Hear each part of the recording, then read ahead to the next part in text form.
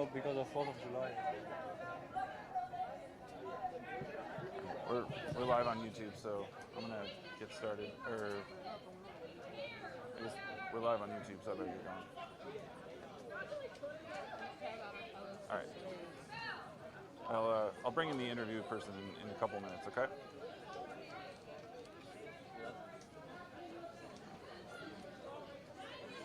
I think you're talking to me every time, and then I like. Sorry. I'm so sorry. No, I'm sorry for talking to me. Nosy.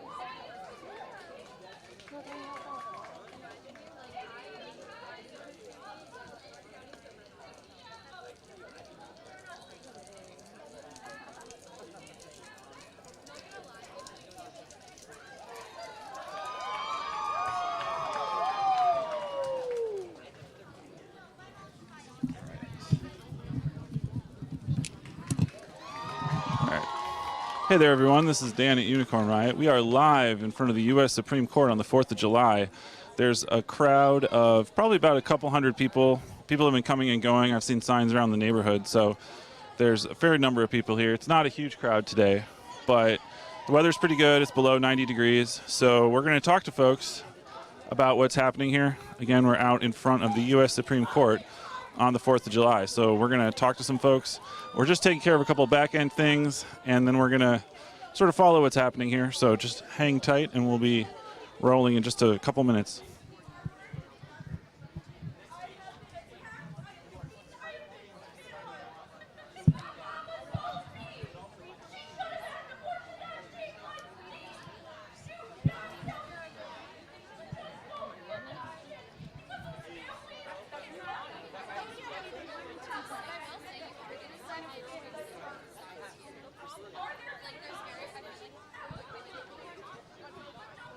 Again, thanks for tuning in, everyone. This is Dan at Unicorn Riot. We're live in front of the U.S. Supreme Court on the 4th of July. There's a couple hundred people out here protesting for abortion rights in light of the sort of shock decision to overturn Roe v. Wade just a few days ago. So we're going to talk to some folks, and we're getting started in just a couple minutes. Thank you all for tuning in. You can see our website at unicornriot.ninja. We've got more about the history of reproductive rights and political battles, clinic defense, and more. That's at unicornriot.ninja, so you can check that out. We're just going to go live here and talk to some people, sort of take a look at what's happening here, out here in the Supreme Court.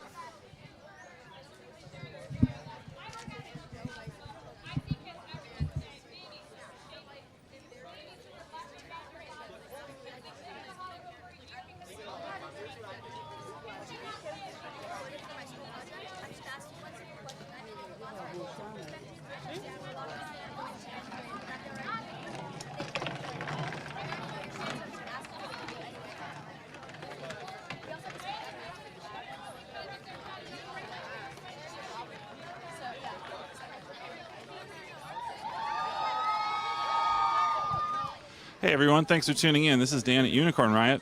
We're out here in front of the U.S. Supreme Court right now. There's a couple hundred people around. There's more people out in the neighborhood. People have been coming down today on this national holiday protesting the overturning of Roe v. Wade. There have been a few pro-life troll kind of agitators that have swung through the scene a little bit here and there, but for the most part, there's not a heavy police presence in the immediate area. There's just about a couple hundred people here. And so since the ruling dropped, there's definitely have been a number of protests. There was also one out earlier today at the White House as well. So we just wanted to kind of bring this to you live, sort of talk to a few people, kind of take a look at the scene that's going on.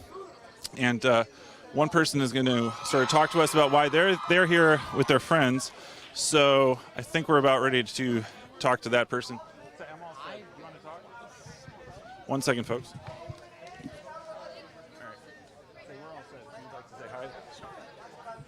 So would you like to talk about what brings you and your friends here today? Hi, I'm standing up for all the women that this really does affect. I live in Delaware, so technically it doesn't, but this affects all women, I feel like. And it's very scary. It's a very scary reality that these things can happen.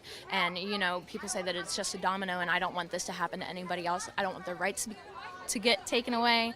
I just don't want this to happen to anybody else.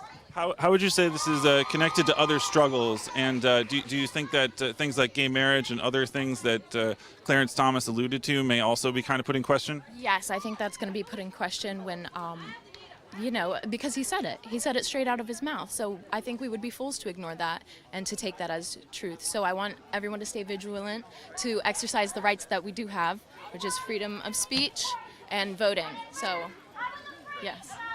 What do you think in terms of organizing and things like, supporting abortion funds and things like that? What sort of organizing steps are you hearing about out there that people are doing?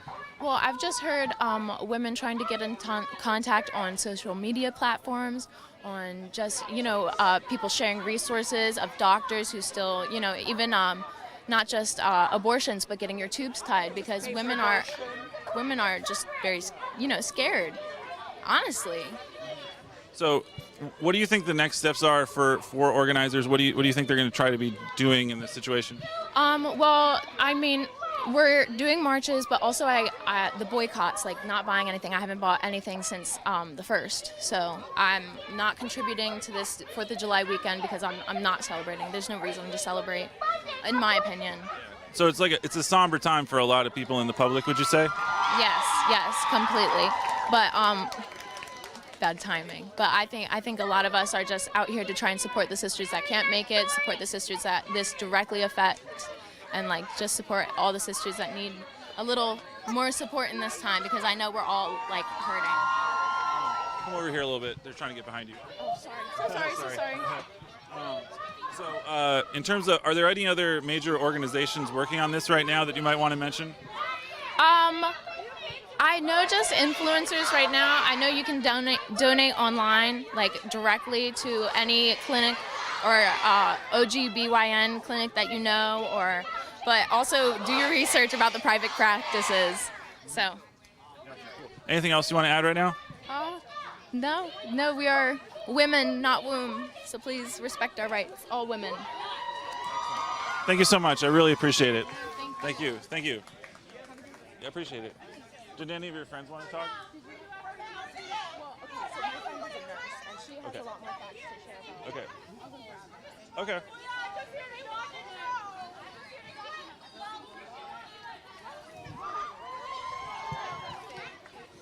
All right, we're gonna. Like you're taking parenting advice from TI.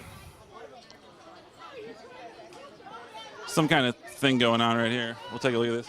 Oh yeah, we have a healthcare worker who can tell us more.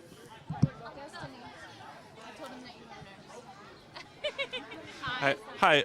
So we're live right now with Unicorn Riot, and we just sort of wanted to talk to folks who are down here and sort of talk a little bit about what's happening and sort of in terms of the healthcare consequences. I've heard that people are losing access to lupus drugs, for example, because supposedly they could be used for abortions and things like that. Can you talk about some of what's happening in terms of consequences in the healthcare system right now? Yeah, sure.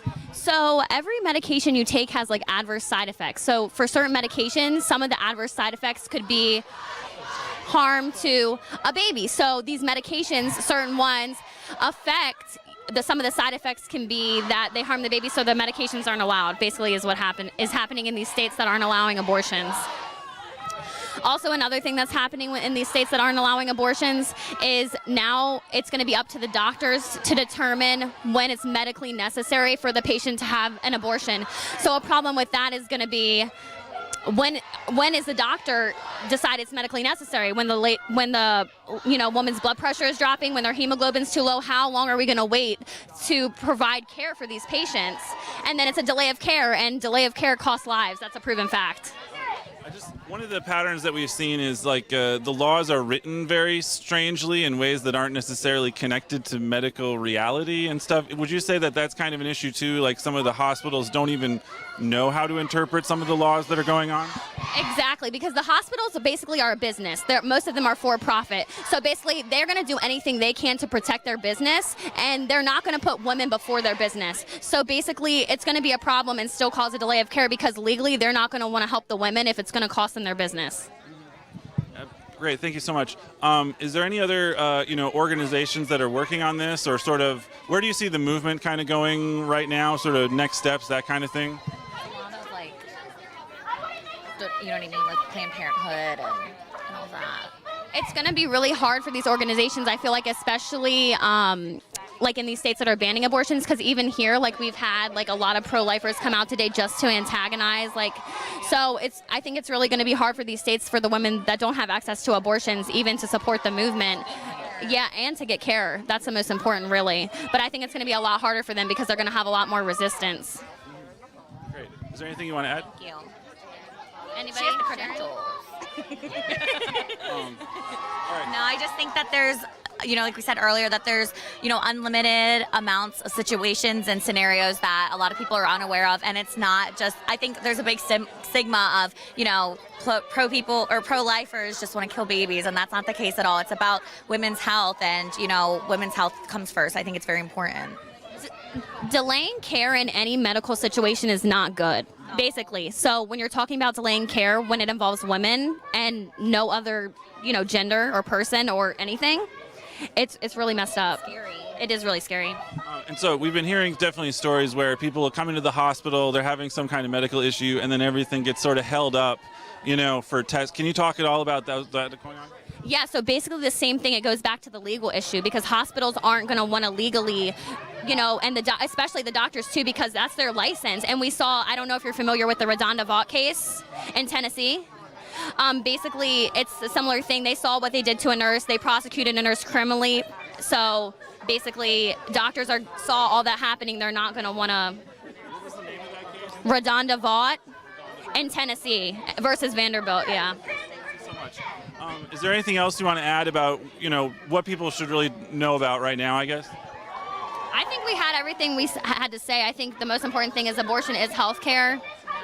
Just being aware, and I feel like you really can make a difference, and doing anything you can to support others. I think that there's, a lot of support across all of the states right now, and there's a big stigma because we're actually from Delaware, and a lot of people, where we're from, their whole, understanding is, well, it's still legal in our state, but that doesn't matter. This is just the start, and it's scary. It's scary. I don't understand. Do they want us to wait until it is banned in our states? It's too late then. Yeah, It's too late.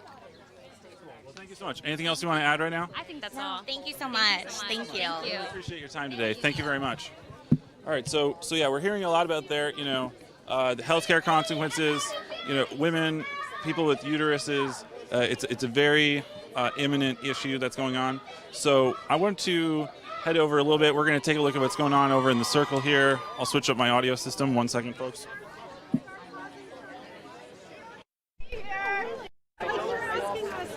Abortion is healthcare! Abortion is healthcare! Abortion is healthcare! My body, my choice! My body, my choice! Their body, their choice! Their body, their choice! We had Supreme Court here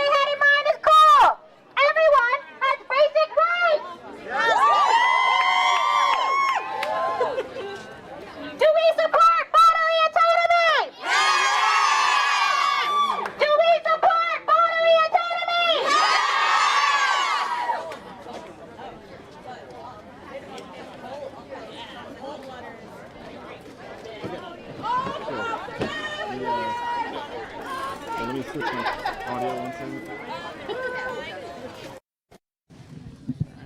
1 second.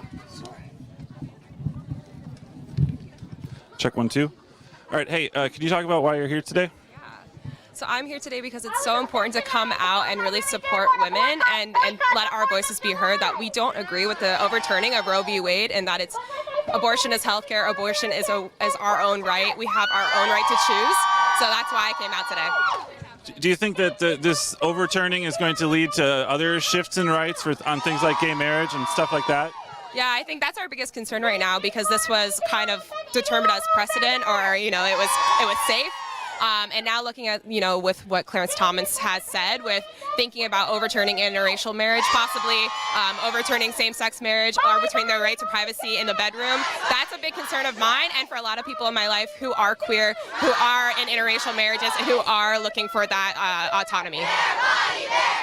What kinds of steps in the organizing and the movement and things like abortion funds, can you talk about what's happening in the broader movement right now? Yeah, so right now I think a lot of people are rallying behind Planned Parenthood and abortion funds in their local communities, and I think that's the most important thing to do. Putting money towards people who are funding abortions, funding transportation, funding lodging. So that's where a lot of my money's going at this time, and I think a lot of friends are doing the same, but it's not enough. We definitely need to vote. We need to get the right people in power, and we need to kick people out of the court who are against our rights as well. What other sorts of okay, in terms of like healthcare consequences, have you been following what's been happening in terms of loss of access to medication and people being stopped from getting treatment in hospitals, things like that? Can you talk about that? Yeah, so it's a little loud, so I think I heard what you asked, but I just today was reading something on Twitter about how in Wisconsin a woman couldn't buy condoms, and they refused to sell them to her because of their faith and their views. So it's not just affecting abortions, it's not just affecting birth control, it's also affecting the ability to access contraception in all different ways across this country. So that's kind of scary to me, because I take birth control every day, and I want to be able to keep that access there, because I'm not ready to be a mother. Is there anything else you want to add right now about sort of the big picture, or why you felt like it was a good day to be down here today on the 4th of July, or anything? Yeah. So today, I thought it was a good day to come out on the 4th of July, because as a Black woman, I'm not always so overjoyed on the 4th of July anyway. And with what's going on in the world, I have to be out here on this day and kind of dissent in a way that I know how, which is being at SCOTUS with my friends, with other women and other people with uteruses, letting them know what we think. So I think it's important to come out, especially on days that are very monumental or significant to other people, and let other people here in DC who are here to see all the fireworks and the fun national things that we're not happy, and we're going to keep our voices heard. Anything else you want to add right now? Fuck Amy Coney Barrett. Cool. Thank you so much. I really appreciate it. Thank you. So thank you all for tuning in on Unicorn Riot. I think we're live now on YouTube, Twitch, and Facebook, and Twitter. Our Twitter handle is UR_ninja. So we've been out here today. This is the U.S. Supreme Court. There's a couple hundred people down here. It's generally been a pro-choice crowd. We have been hearing that there's been some kind of instigator, pro-life troll types. Definitely have been coming through today. So we just wanted to talk to some folks, kind of connect with what's going on around here. So thank you all for tuning in.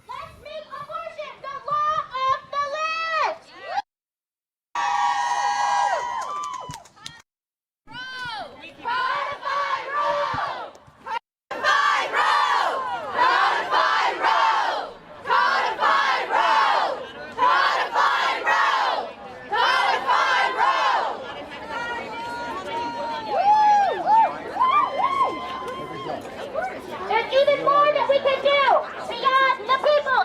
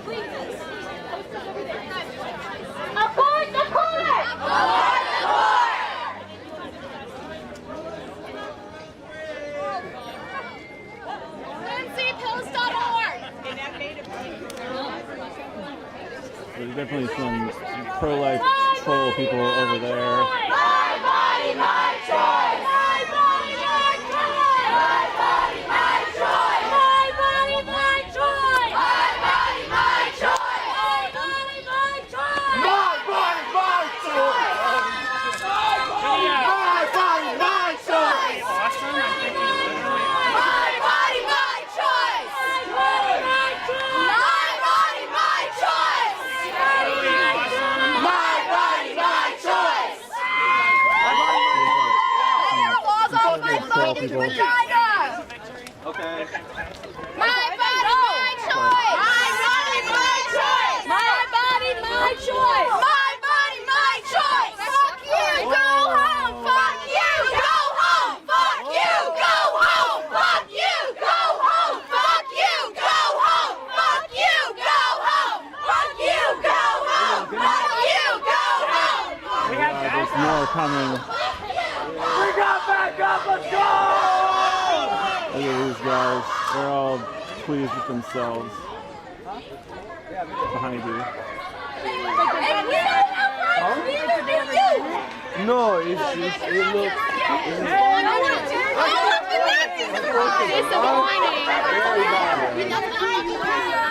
No, but I want to tell you, it's really hard. Very feminine. Nice. You're not wearing green? Support. I know. You're clearly not here to like cheer this on. Yeah, we're here to just counter protest. That's it. Yeah. Your movement is Yeah, opposed literally, to gay that's true. marriage. Like, are there more rights on the chopping block at this point? We're just pro-life. I mean, that's what we're here about. When does it go too far? Literally, Like, for example, when people get we're celebrating our victory. We're celebrating our victory. This is a party. Exactly. We're I'm not here to comment on that. You're from Unicorn Riot. Bye. Party, truly.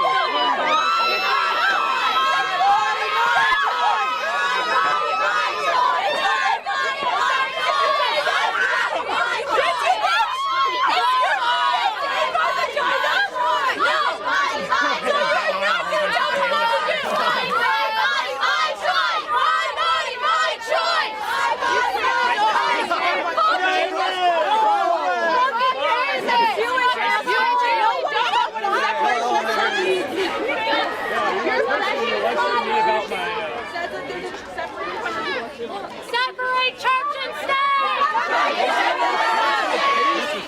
Are you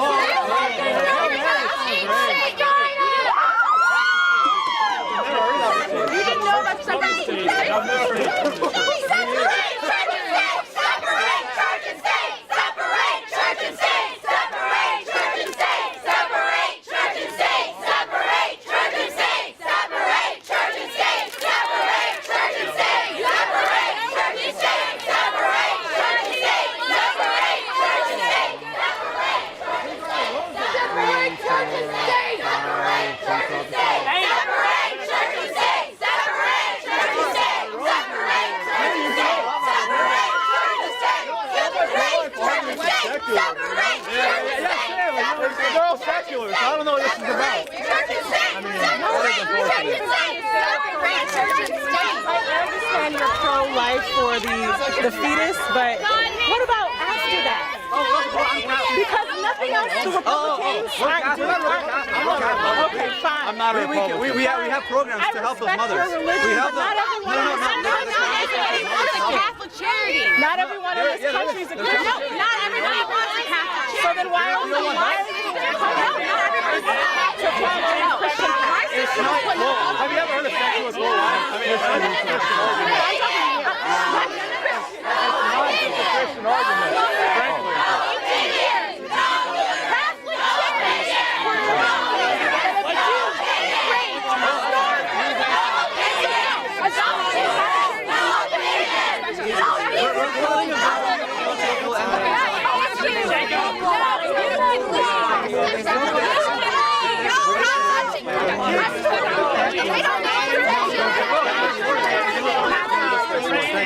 Because I'm sure you can. God's protection. They don't need protection. Y'all get no picture.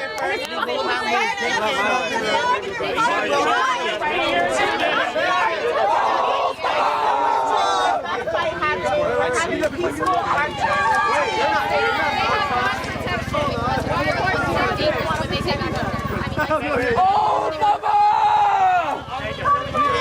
They protect racism buildings. Exactly. What do you want to talk about while you're here today? This country's always I'm right. live with You're Unicorn right. Riot right now.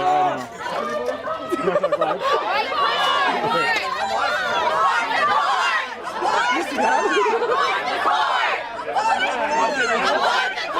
Right now? Sure. Okay, cool. I will. All right, so thank you. So we're here in front of the Supreme Court. It's the 4th of July. What brings you here today?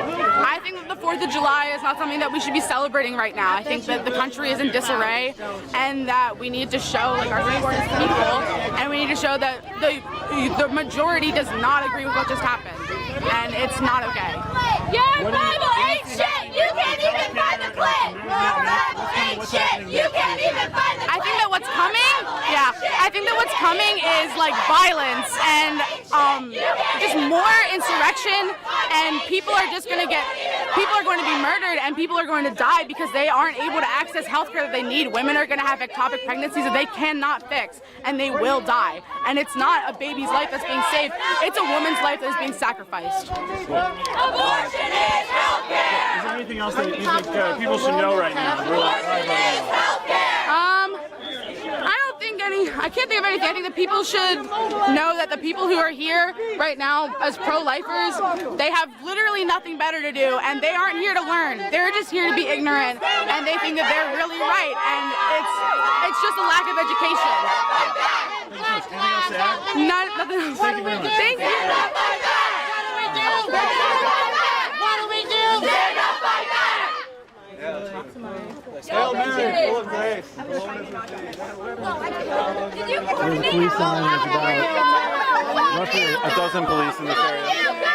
Fuck you, go home. Fuck you, go home. Fuck you, go home. Fuck you, go home. Fuck you, go home. Fuck you, go home. Fuck you, go home. Fuck you, go home. Fuck you, go home. Rest is king. Rest is king. Rest is king.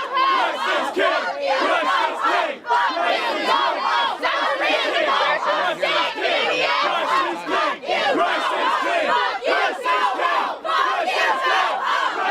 you, go home. Fuck you, go home. Fuck you, go home. Fuck you, go home. Fuck you, go home. Fuck you, go home. Fuck you,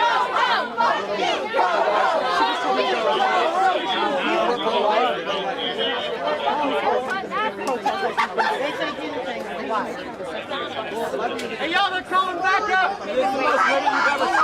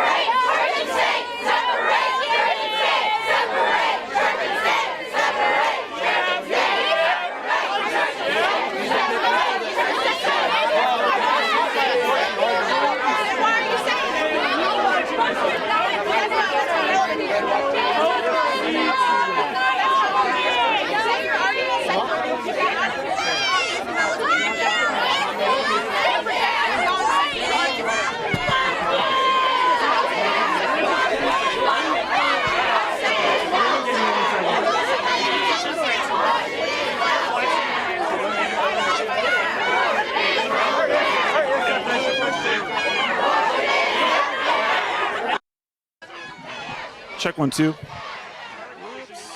Sorry, 1 second. Yeah. Oh, you got your hands full. Okay, can you just say why you're here today? Hi, I'm here to protest for pro-choice and women's rights and the right to the choice, what we do with our bodies. What do you think is the most important development that's happening right now, and where do you think things are going? It doesn't look good for us. It doesn't look good for women anywhere. It doesn't look like we're safe in our country anymore. Do you feel like there's been this element of right-wing provocation, like over your shoulder? Can you talk at all about what's been going on with that? Yeah, I can't talk about that. I just know that I'm here to stand up for my rights and the rights of women everywhere. Is there anything else that you want folks to know? We're live right now. I just think that it is a woman's choice and a woman's choice alone what we do with our bodies. Thank you. Anything else to add? Okay, thank you very much. All right, so we're just keeping an eye on things. We're here at the U.S. Supreme Court. Give me 1 second here. Come on. Come on. There we go. Just give me 1 second.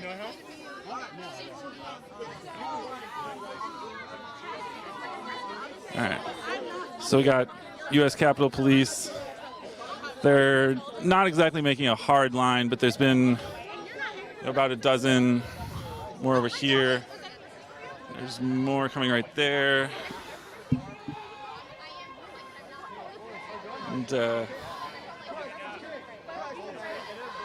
they came out of that van at one point. More coming.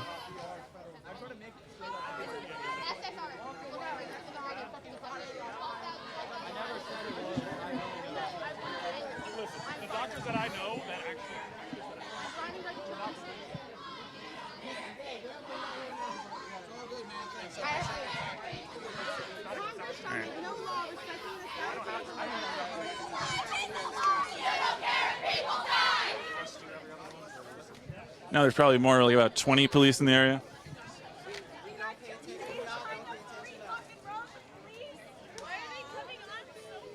We made a row right here. Let me just remind you that we don't give a damn about this line. Because they only protect buildings and fascists because they are. But we will not give them the benefit of their doubt to try to do anything against us. We were here protecting our First Amendment right because these fuckers fail to realize that there is a First Amendment.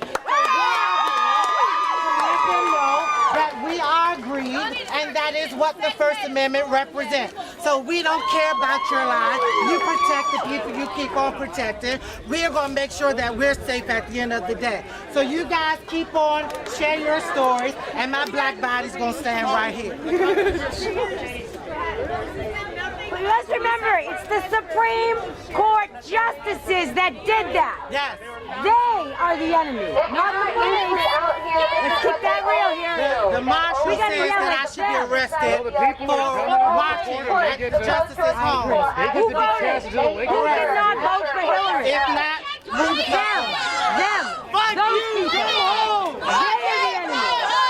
You go home. Let's not forget that. What's your job? Oh, it's so scary. You ain't protecting shit. You can move that way. Just go ahead.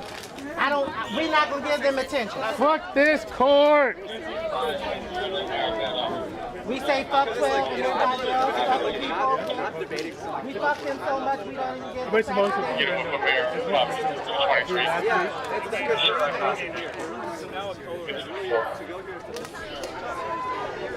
Oh, there's a lot more police coming.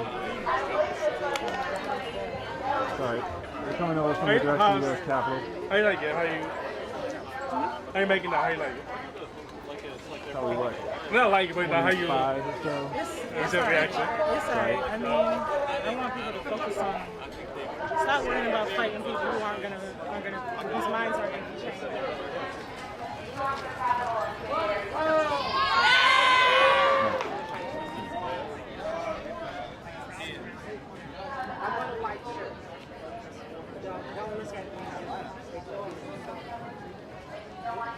There's a few more behind the building there. So I think, we're talking a total of about 30 or so coming in.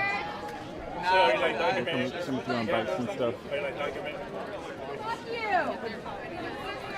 I have the number for Public Defender's Fund. If you are arrested, you do not have a lawyer. You should write it on yourself. They might take it from. I have a marker. Yeah. Are you ready for it? Yes.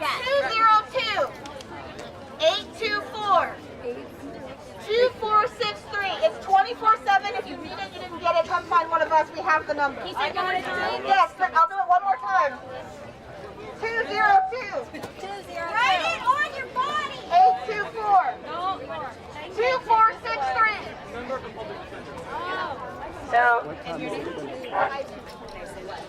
And you can see Ivy, and they have the number and markers if you want to take that and put that on your body somewhere, because if you are arrested, they will take your phone.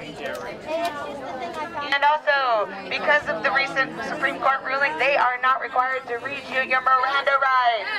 So always be mindful of your Miranda rights. First thing you do when the cops arrest you, you say, I want an attorney, and that is the only thing you say. Hell yeah! Look at it! Cops are not your friends! Don't forget, they took away our I've been out here for 8 weeks. Now a group of bicycle police are heading I have back seen to the Capitol. fascists, I have seen 3%ers, I have seen Proud Boys, I have seen KKK members, I have seen every nature of white nationalists and fascist groups down here walking with the community. And every single time when we come out in numbers to voice our legitimate, righteous anger, we are treated like the fucking insurrectionists. We are not the fucking insurrectionists. We will not beat you with poles bearing the American flag like the fucking fascists do.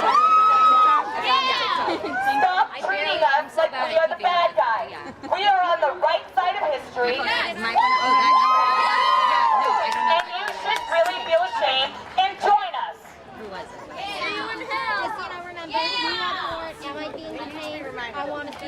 If anybody wants to say anything, please feel free to use my megaphone. I just have fun. Yeah. 1,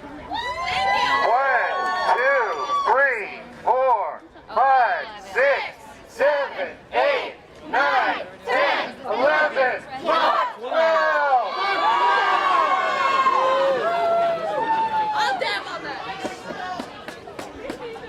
Don't forget about DC statehood. DC statehood is vital in this fight because DC does not have statehood. This Congress can take away Washingtonians' right to choice. Even if Washington 100% did an open election saying yes, we want to have safe abortion access in the city, Congress could say, fuck that, you're not a state, we can tell you what to do. DC statehood, taxation without representation. Yeah, you should get the number. They get members of Congress that can speak to Congress, but not vote in Congress. Yet they are taxed, and then at the whim of Congress, subjected to whatever laws. If you get arrested, you have it on. We say join us. We are Our Rights DC and Downright and Polite. You can follow us on Twitter and Instagram. We have been doing protests at the Justice's homes. We are now branching out to the Senate and office building on Wednesday afternoon, morning. So please join us. The more people we can get out, the more voices we can raise. I was like, I don't want to have Democrats off their asses and smells working for the weird. people that put them in their power. Am I red? And we're also going to be Sort exploring of. Not really. executive as well.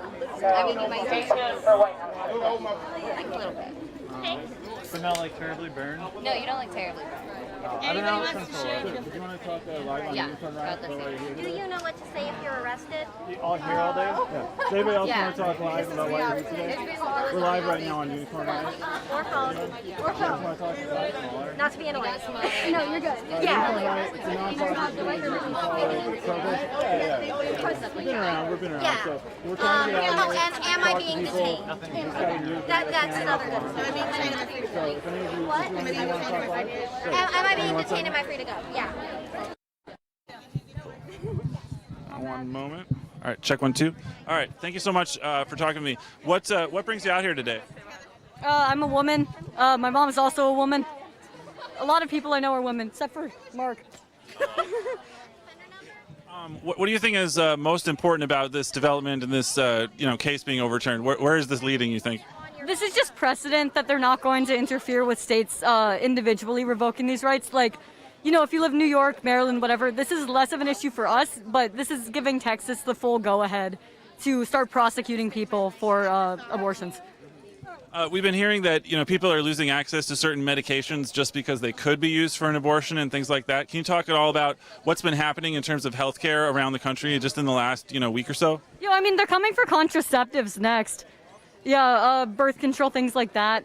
I mean, outside of specifically Roe v. Wade, the healthcare in this country is abysmal. Pharmaceutical companies are artificially inflating the prices of essential medicines such as like insulin, to the point where people have to choose between like their essential medicine or that week's paycheck. That shouldn't be happening. Would you say that this is connected to things like gay rights, trans rights, things of that nature? Completely. Clarence Thomas literally said it himself. He wants the court to start reevaluating their stance on landmark cases such as gay marriage. So yeah. In terms of how the movement is organizing, what do you think is important? What have you been seeing so far? Where's it going? Okay, I feel like a lot of things that we forget about are that you don't have to engage with these idiots like at their level at all. You don't have to concede. Like we get into these arguments like, actually the Bible didn't really say this. This has nothing to do with the Bible. This is completely about legal standard, and that is informed by science, and the science says that fetuses are not alive. You don't have to engage with them. You don't have to argue with them. They don't know what they're talking about. It's not based on anything, and we get bogged down in that. Are there any orgs or other places for information about how this is developing across the country that you're keeping an eye on, or sources of information to look at? I feel like Planned Parenthood is always good because that's pretty uniform across the country. They have a lot of really good health resources. You can go in for free and get access to contraceptives, IUDs, things like that. So if you are in like a bad place, you should be looking up which one's nearest to you. Is there anything else that you'd like to add about the overall situation and sort of where you think it's going? This is an act of specifically white Christian supremacy that has no place in the legal system. I'm Jewish. The Torah does not have this same interpretation that's so popular in this country, and that they don't get to codify that into law. You're not allowed to do that. I heard that a Jewish synagogue, I think in Florida, is filing a lawsuit basically on kind of the religious grounds you're talking about. Can you talk a little bit about what it means to sort of be in a country where Christian values seem to be being put ahead of other values and Jewish values? Yeah, I mean they don't give a shit about fetuses. This is just about asserting that they're still the dominant religion. Like they don't care about these fetuses once they're born at all. It's very transparent. I don't know why they think there's like a war on Christianity. They already won. We measure time by when Jesus died. Like, at least you can just let us have our interpretations in peace without pretending that they're objective scientific fact, Right, anything else you want to add right now? All right, thank you. Thank you very much. Yeah. Thank you. Any folks want to speak? Sure. Go together? Yeah, we can go together. Can we do it together? Yeah, absolutely. Okay, cool. Please change positions slightly. Can I get the backdrop of the building? Yeah. Great, thank you. All right. Okay. So, what brings you down here today? And can you talk about first what brings you here today? Well, this is what brought us here today. Obviously, the overturning is disgusting, and we really wanted to try and do something about it. We're not from here. We drove 7 hours. We drove 7 hours to get here, and we just decided that we needed to do something, and this is the best idea. Use our voice the only way that we know how. What have you been seeing? Since the overturn came down, it seems like people are suddenly losing access to medications and things like that, as well as the more sort of obvious consequences. Can you talk a little bit about that at all? Not only has access to things like Plan B, birth control, has that all been denied to many women. It's the fact that our constitutional right has just been stripped after 50 years. I mean, it really says a lot about what white men in this country think of women and other genders in general, Women and children are already dying. Already dying. Already getting denied access everywhere. 10-year-old girls everywhere. Just dying. Literally They don't dying. care. They don't give a shit. care. Yeah, it's fucked up. I think one example that I heard was, a pregnancy where there's a fetus and it's not ever going to be viable, right? But they're determined to make that person, take the fetus to term and that kind of thing. So do you think we can expect more of that to be happening? 100%. Birth doesn't 100%. just save a life. You know how many children in the foster care system in the United We States? have 18 foster siblings. And they are all vouching for this. They know that this is wrong. The system is fucked up. The system's disgusting. It's not saving any children by giving up them.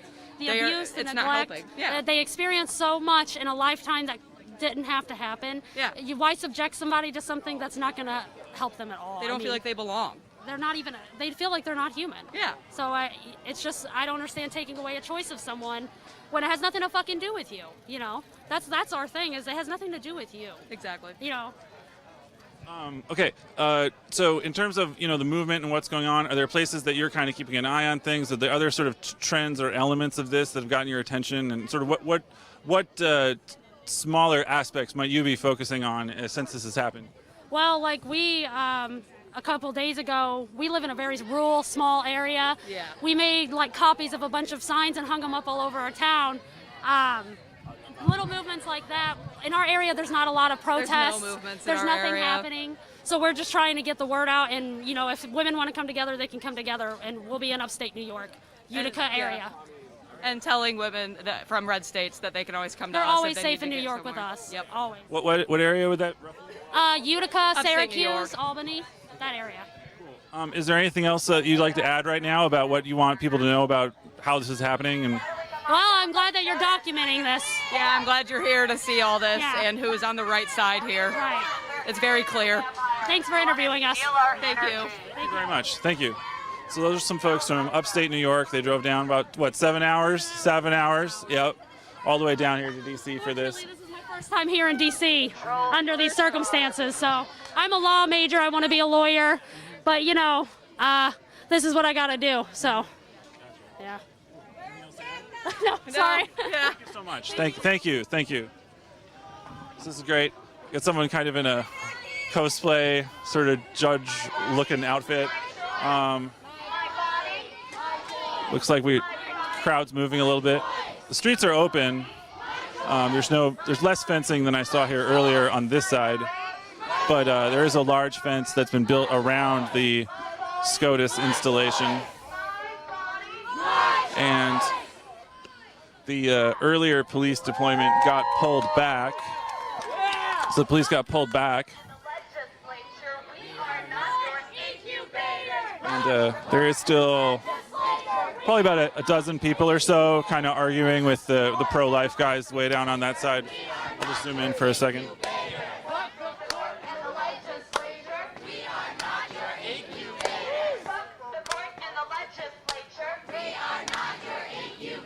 So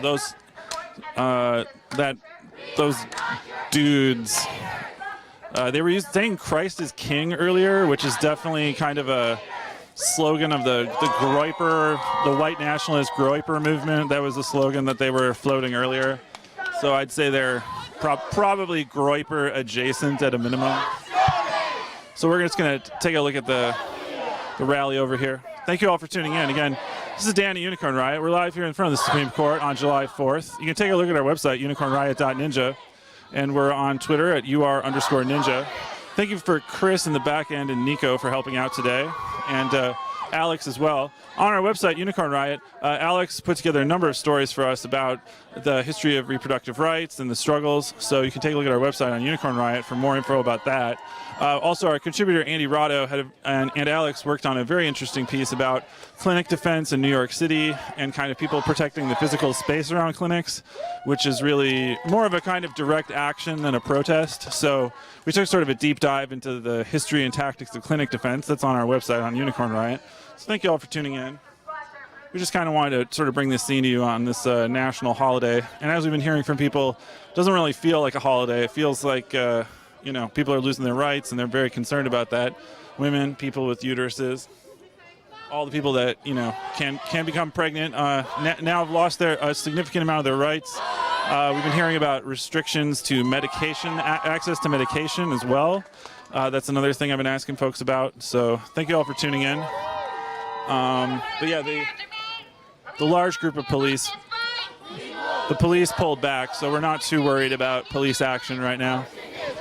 So thank you all for tuning in. And if you can support our work, unicornriot.ninja/donate. You can donate to our nonprofit media org. Thank you all for tuning in, everyone. Abortion is a human right. Make some noise for yourselves for standing up.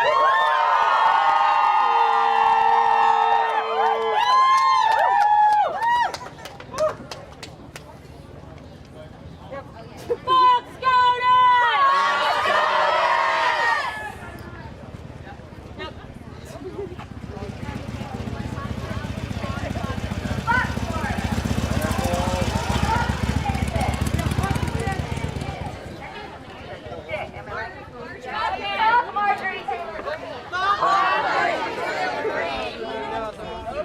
too many of them. Right, there's fuck all them there.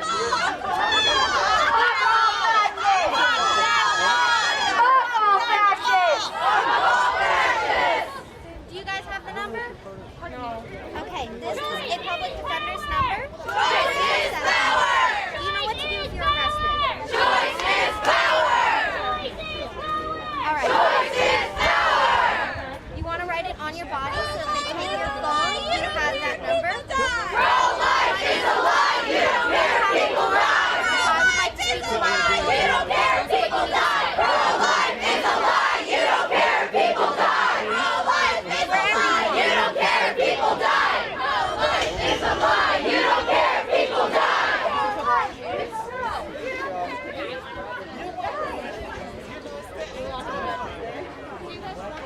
Thank you. Of course. Do you want it too?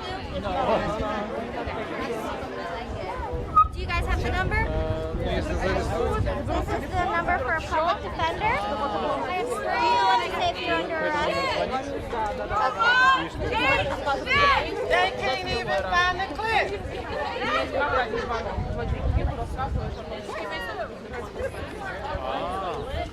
It was just getting a little intense earlier, so I was like, we should have the All right, plan. sir, I got a question. What kind of alternative media is the Unicorn Riot? Because that now term is become loaded in and of itself. And we're live right now. So it's called What the Hell, We're a Mary? non-profit media group. What the hell, Mary? Whatever happened to being full of grace? I wish the Lord of free will was with you.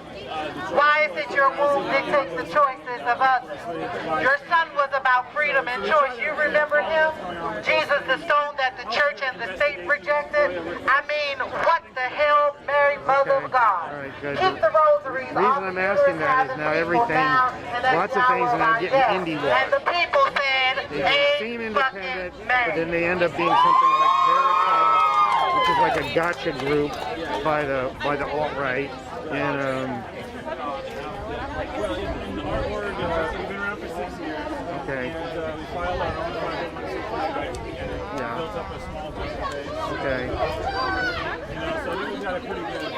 Do you have business cards? No, I don't. Okay. Okay. All right. Do you want to talk at all about sort of what the stakes are here and what brings you down today? I mean, sure. I mean, I'm not any more informed than anybody else here. Stakes are freedom. I mean, this all goes down to privacy rights. They can take this down. What's stopping them from taking any other of these laws that are supposed to be,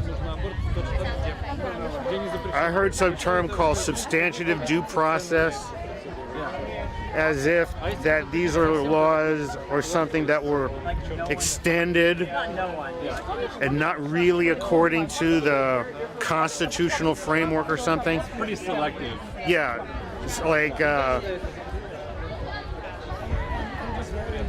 I read an article where Alito said Roe v. Wade was just bad law to begin with. What does bad law mean? Who's defining bad? Right. So, you know, we saw besides the abortion ruling, we saw that, you know, the EPA carbon emissions just got overturned a couple days ago as well as part of this big wave of rulings, you know, and they said something called the major questions doctrine. Yeah. Like the reason for that, and it's just sort of like, where does that come from, right? You know? So are you a DC resident by chance? Are you from around I was born in DC. I'm a resident in Maryland. Okay. What does it feel like, you know, to be when you are a resident in DC, to not have a say in the federal government, you know, to have no representation? What's that like? Well, it's like not being able to play the lottery when everybody else wins a few $1,000s. Yeah. That's what it's like. I don't know. I mean, all right. Shit, it's like, I don't know, being invisible. You know.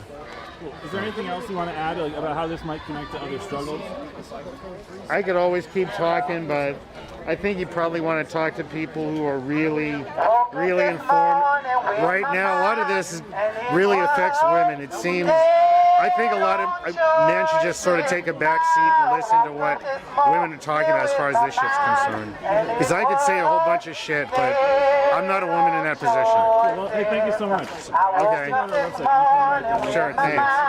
And it was dead on choice. How about you? The government stay out. How about you? How about you? Well, I was walking and talking with my mind, and it was dead choices. I was walking and talking with my mind. It was dead on choice. We were walking and talking with my mind. Being dead on choice. How about you? How about you? How about you? How about you? There ain't no harm in with your mind. Being stayed on shore. There ain't no harm in with your mind. Being stayed on shore. There ain't no harm in with your mind. Being stayed on shore. How about you? How about you? How about you? That's what we did. We woke up this morning with our minds being. All right, check 1, 2. We're going to talk to someone off screen right now who's here today, and you also have sort of a look going on today as well. Do you want to talk about that?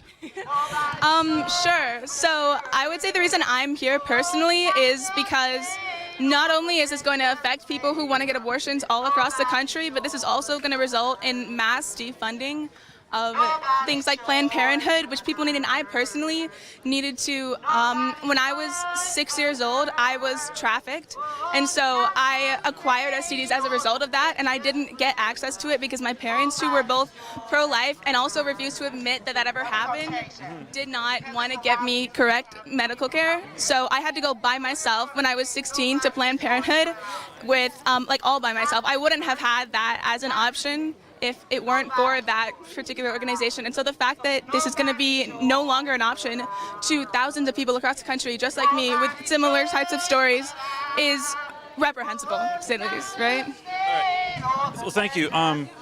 So in terms of, healthcare access, what have you been seeing happen, since this ruling came down? What are some of the effects have been?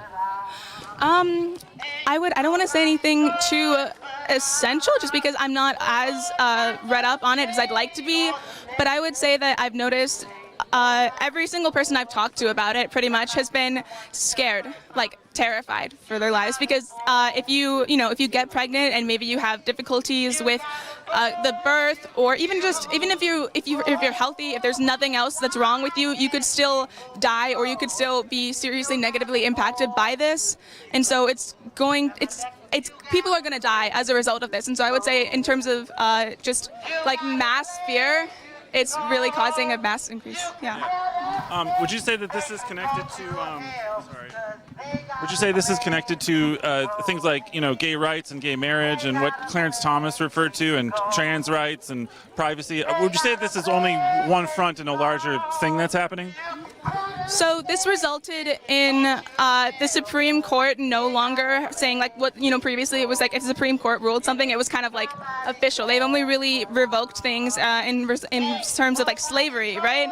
And so with this, they can now revisit all the other decisions they've made in the past. And I know that certain different members of the Supreme Court were talking about some of the rights they wanted to revisit, or the rulings that they wanted to revisit. And those would impact things like interracial marriage, sodomy, all of these different things that we've already fought for, and we've already had in our rights. So this could, I know that when we heard that Roe v. Wade was potentially being revoked, I heard about it, but in my heart of hearts, I didn't really believe that it was ever an option, because I thought that surely people would know how bad that would be. But now, I guess this is showing how little we really know about how far people will go. So. Yeah, absolutely. Are there any other places that you're kind of looking for the news on this, or sort of other details or aspects that you're keeping an eye on in this? Any other places that you're collecting information about this, or sort of how are you keeping tabs on the many different arenas, I guess, that are happening here? Good question. I think I'm trying to go to different news sites because I don't want to get all of my information from one source because I know that that could easily lead to bias, you know?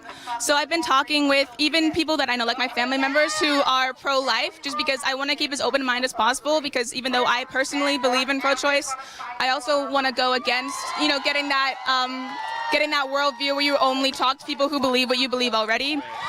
And I would say, even though I've heard everybody's different perspectives, I think that the fundamental misunderstanding is that people who are pro-life believe that they're saving lives, when in reality, people are still going to die. It's still going to get more dangerous. So I can't recommend any specific news sources, but I would say just try to go to as many sources as possible and see which are common themes. Okay, cool. Is there anything else you want to add today? I think that's everything. Thank you. Thank you so much. I appreciate that a lot. Thank you. So yeah, we're live on Unicorn Riot right now on Twitter, on Facebook, on YouTube and stuff. So your audio came through pretty clear actually. So I think it got across. Thank you very much. All right, so we're out here in front of the Supreme Court. Thank you all for tuning in. We're live on Facebook, YouTube, Twitter. That person we just talked to wanted to kind of stay off screen, but they were nice enough to talk to us. And they were talking about how Planned Parenthood played a very important role in their life after they got trafficked. They had to go themselves, by themselves, to seek health care at Planned Parenthood. So there are definitely still some kind of conservative, pro-life people. The police did basically pull back. They moved their van back. There was sort of up to about 30 cops at one point. Now there's just a very few around the edge. So the weather's been pretty good. It's definitely below 90 degrees. Thank you all for tuning in. Again, thank you Nico and Chris helping out in the back end. Appreciate everyone's support. We'll listen in on this for a little while. The true bill of liberty. She does not mute easily. Long may she ring. Yes. May her echoes, they will amplify. Marching until the morning light. All genders side by side. Oh, let freedom. Oh, let freedom. Oh, let freedom ring.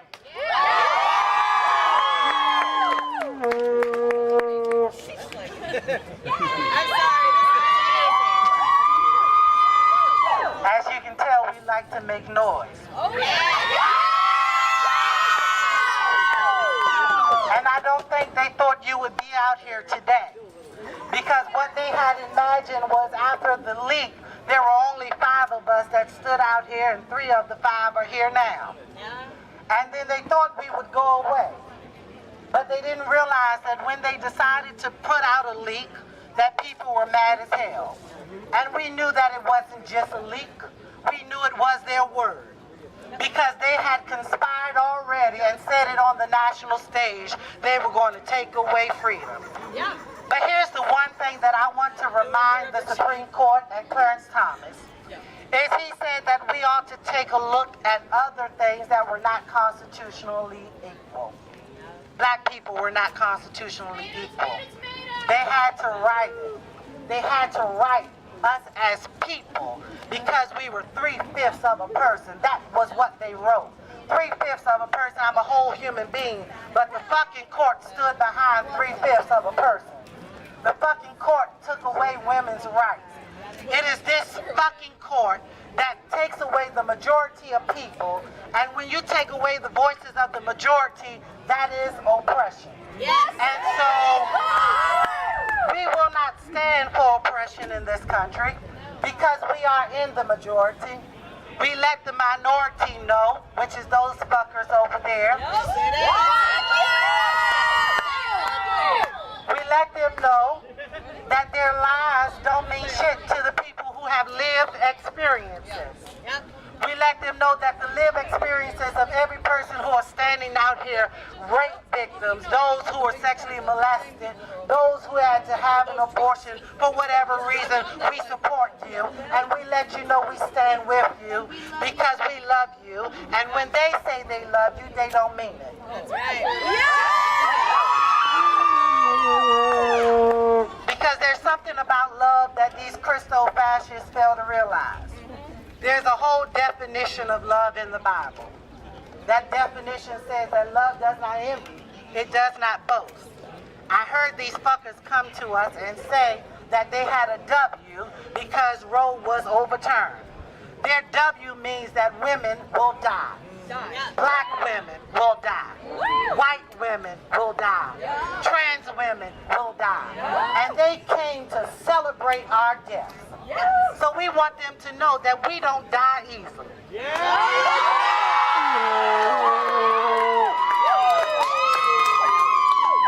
They said, give us liberty or death. We fight for it.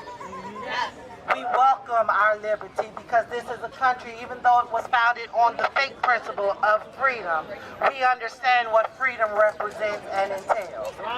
We understand that each individual here, standing here because you're pissed off.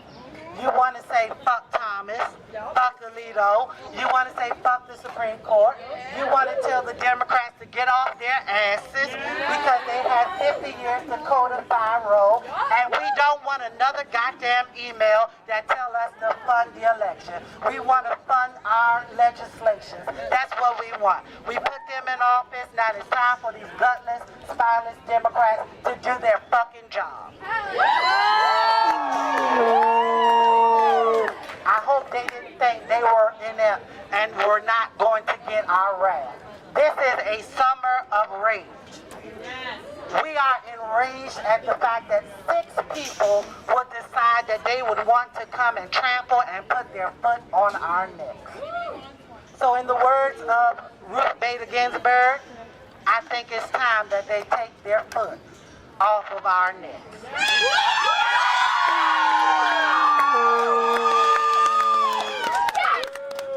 So I want us to yell as loud as we can, because I think at this point we are reminiscing and we're finding out, and you don't have to yell a chant, just yell to the top of your lungs, because I want Thomas in Burkeville, Virginia to hear you. I want them to hear you down in Mississippi. I want them to hear you down in Alabama. I want them to hear your cries. And I want you to yell to the top of your lungs. We will not go back. We will not go back. We will not go back. Just yell to the top of your lungs. 1, 2, 3. Let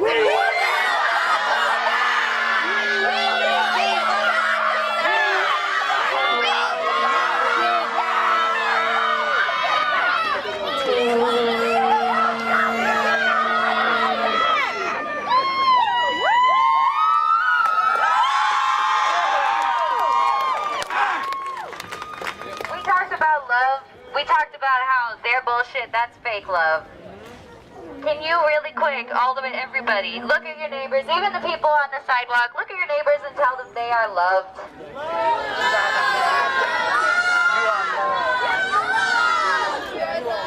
This is what community looks like. Show me what community looks like. This is what community looks like. Show me what community looks like. This is what community looks like. Give yourselves a hand for standing up for human rights today. And give Papa Joe a hand, for fuck's sake, he's amazing. We did it. Michelle, you want? I've been out here for Thank you all for joining us. We're here out in front of the U.S. Supreme Court on the 4th of July. There's a couple hundred people out here. There have been maybe If about anyone has anything to say, you're welcome to borrow a megaphone. pro-life kind of agitator people have been off on one side. If people want to speak, if anybody has anything they want to say, please feel free. And here, okay, they made a move. Let's take a look. So see what the fascists do. As soon as the cops leave, they keep trying to interfere. You guys feel so bad.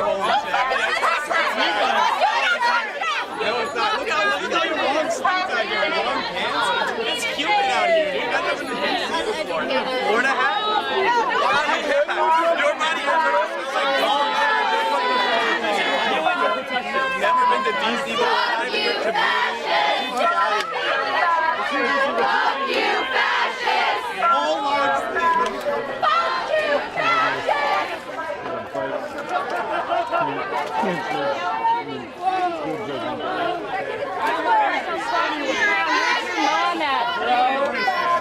Fuck you, fascists! Fuck you, fascists! Fuck you, fascists! You're trying to find a place. Who are your parents? Where do they work? You can't even find a place.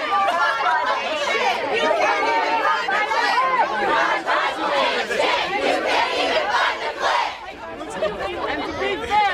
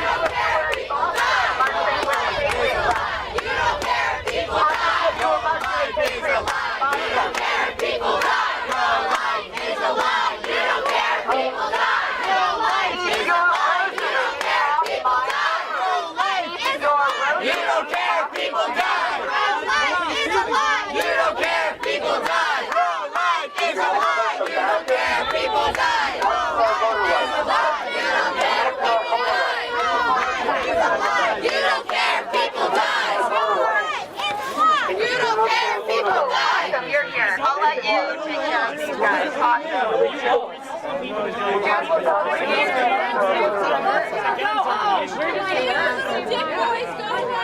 Every part of America, the truth of America, every process is right. It's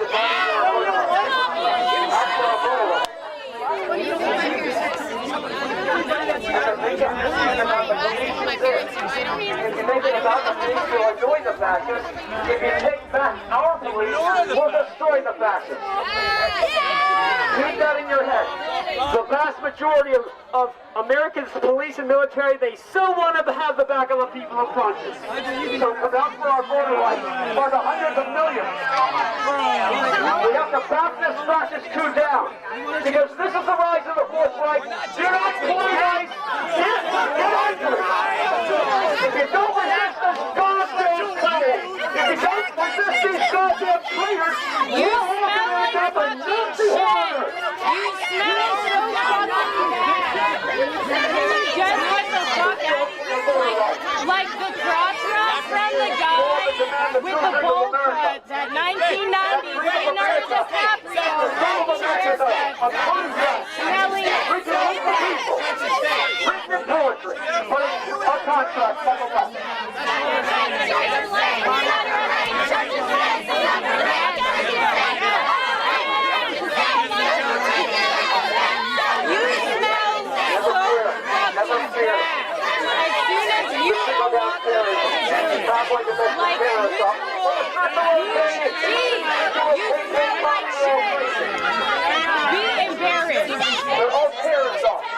Terrorism off.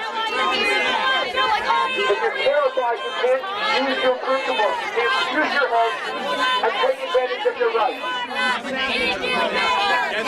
We must promote a right. Put the traitors in prison before they use our own laws against them.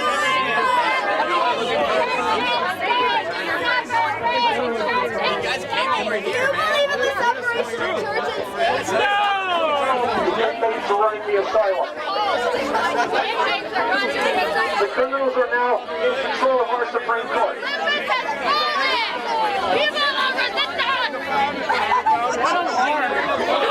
Because you wave your flag and call yourself patriots does not mean you're not the new Nazis.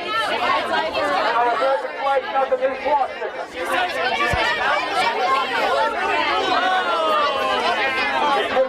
Courage to be American.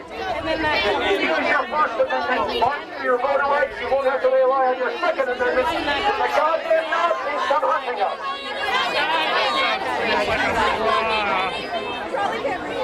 Use your First Amendment or lose everything in your Second Amendment. We need to march for voter rights. It's the one thing the GOP so don't want us to do. They want to keep us divided with each separatist cause instead of the one cause that unites us all. Our shared love for human rights. That's the true dream of America.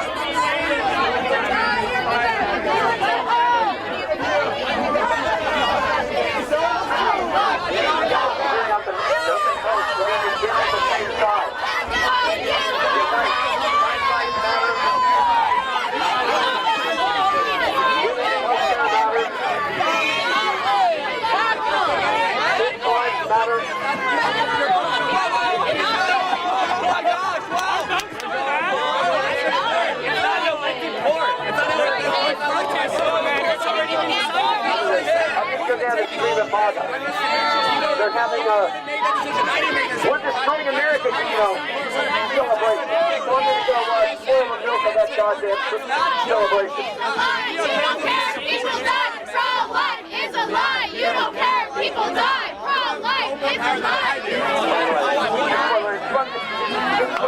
They run away to a conscious deal within their own crazy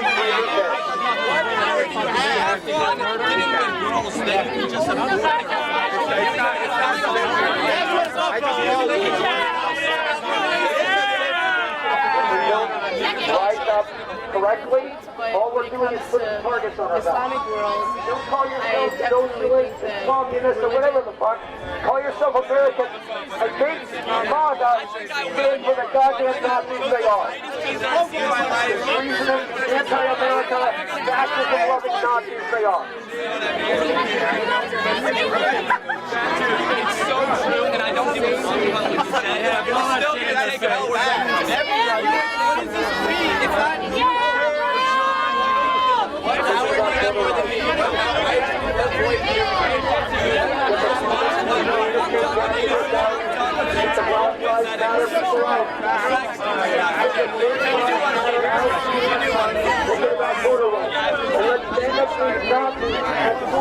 Thank you all for joining us. This is Dan at Unicorn Riot. We really appreciate you all tuning in. Thank you for Chris and Nico in the back end. So we're here in front of the U.S. Supreme Court. It's the 4th of July. There's probably about 8 or so pro-life kind of provocateur agitator guys. There's been a few hundred people coming through. People have been giving speeches, things like that. We've been hearing from a number of people about the effects on healthcare for women, for trans people, how this could lead to things like gay marriage falling apart, things like that. So we've been able to hear from a lot of different people about different aspects of this so far today. We really appreciate you tuning in. Please share out our work. We've got a lot more stories on our website, unicornriot.ninja, about the history of reproductive care. So, as you can see, the agitator guys have been trying to, stir people up, taunt people, laugh at them about them losing their rights, things like that. Thank you all for tuning in. We'll go for a while longer, sort of following what's happening today here. And again, it doesn't really feel like much of a national holiday with what's been going on. So, thank you all for tuning in.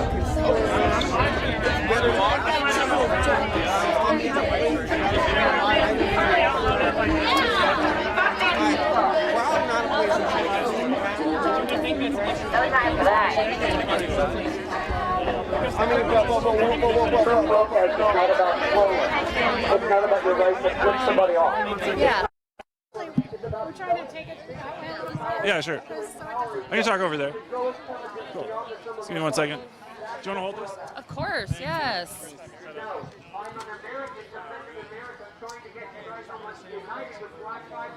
Oh, thank you. Thank you. I appreciate it. Thank you. Am I good? All right. Hey, y'all. So I came here. I'm a local activist out in Fredericksburg is where I live. We have some fascist sheriffs over there. So that originally got me kicked off activating my community. This whole Roe v. Wade thing happened, which infuriated me. But a little backstory. I've I've been kind of stalking the Proud Boys for a while. If y'all are familiar with the People's Convoy, the DC Trucker Convoy, they are now the 1776 Restoration Movement. They believe, you know, today the Declaration of Independence was signed. If y'all are local here, they shut down 4 highways this morning, and the police did nothing. So I not only am here to protest for women's rights, BLM, LGBTQ. This is not just about abortion. This is the Constitution. They can take away so many things if they can take away Roe v. Wade.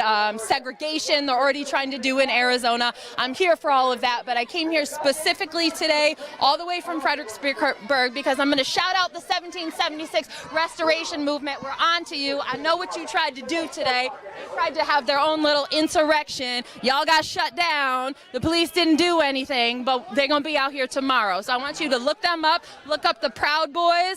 We got all these cops out here on us today, but nobody's dealing with them. So yes, I'm protesting my rights as a woman, as a gay woman, but I'm also here to shut down these fascists. Where can people find out more about what you've been following? Where to tune into these things? So if y'all want to look up the 1776 Restoration Movement, go on YouTube, just put it in. I'm going to shout out a couple live streamers. They want to get famous. So Oreo Express, y'all are committing crimes and saying insurrection and radio communication and your weapons, and y'all aren't getting shut down. So everybody go there, find their site. Not just Oreo Express, they have a leader. His name is Santa. Okay, we got a big old white supremacist named Santa leading the group. Also today with Julius here in California protesting against us and Roe v. Wade. He also has admitted to being Antifa, infiltrating BLM, dressing up in black masks. So we got to shut down these fascists. We got to protect all of our rights, women, gay, blacks, everyone. No one is free until we are all free, but we're not going to let these Proud Boys run this country. We're not. We are here to shut them down. Thank you. Yeah, is there any, I would just say, in terms of specifically Roe v. Wade, what have you been seeing, you know, since it got overturned? You know, it seems like people are sometimes losing access to drugs and medicines and things. Can you talk about that at all? Well, as far as medicine, I have ADHD, so I'm prescribed Adderall. All of a sudden, there's a shortage on that, which becomes very suspicious to me. I'm going to start wondering about antidepressants and antipsychotics. But as far as birth control goes, y'all be careful. Be careful where you're getting your pills from. At this point, I do not trust that that stuff is safe. We got a bunch of fascists running this. They are, like I said, my Adderall maybe has absolutely nothing to do with this, but it's kind of suspicious. All of these drugs, start looking them up. I looked it up the other day. All of a sudden, there's a huge shortage on a bunch of drugs. So that's real suspicious. So y'all just be safe, be careful. I'm hearing people have trouble accessing Plan B and things like Yes, yeah. I live in Virginia. Right now, we are a safe state, but I did see someone posting about a local pharmacy who was clearing all the Plan B off the shelves, and we are still a legal state, so that is insane to me. Pharmacists are choosing their agenda. They are not choosing health care. They're just pushing their religious agenda. So if y'all can go stock up, buy your medication, do it now, because even though we're legal, they're taking it. They're shutting it down. So hoard everything, whatever you got to do. Y'all can check me out on TikTok. I'll block you if you're a troll. I got some mods, but it's Brise Frache. It's French, BRISE_FRAICHE. Okay, I do get shut down a lot, so if you had that with a 2, that's where I'm at too. Also, thank you so much. Thank you so much. Thank you very much. So it's been great to hear from local people out here talking about this. People have come in from around the region to watch what's going on. People are discussing over there. That dude was with them.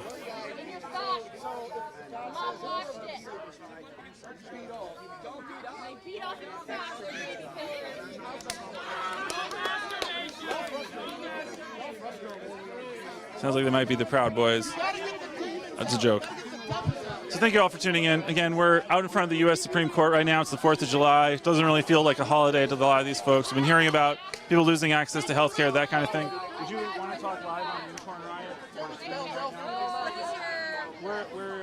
We follow social movements, protests, things like Dakota Access Pipeline. But there's other experiences. Well, we're a 501c3 nonprofit, so we don't take a position on elections or things like We want to talk to people that are involved in these things. You want me to get my sign? Sure. Yeah, absolutely. 1 second. Okay. We're going to talk to this person.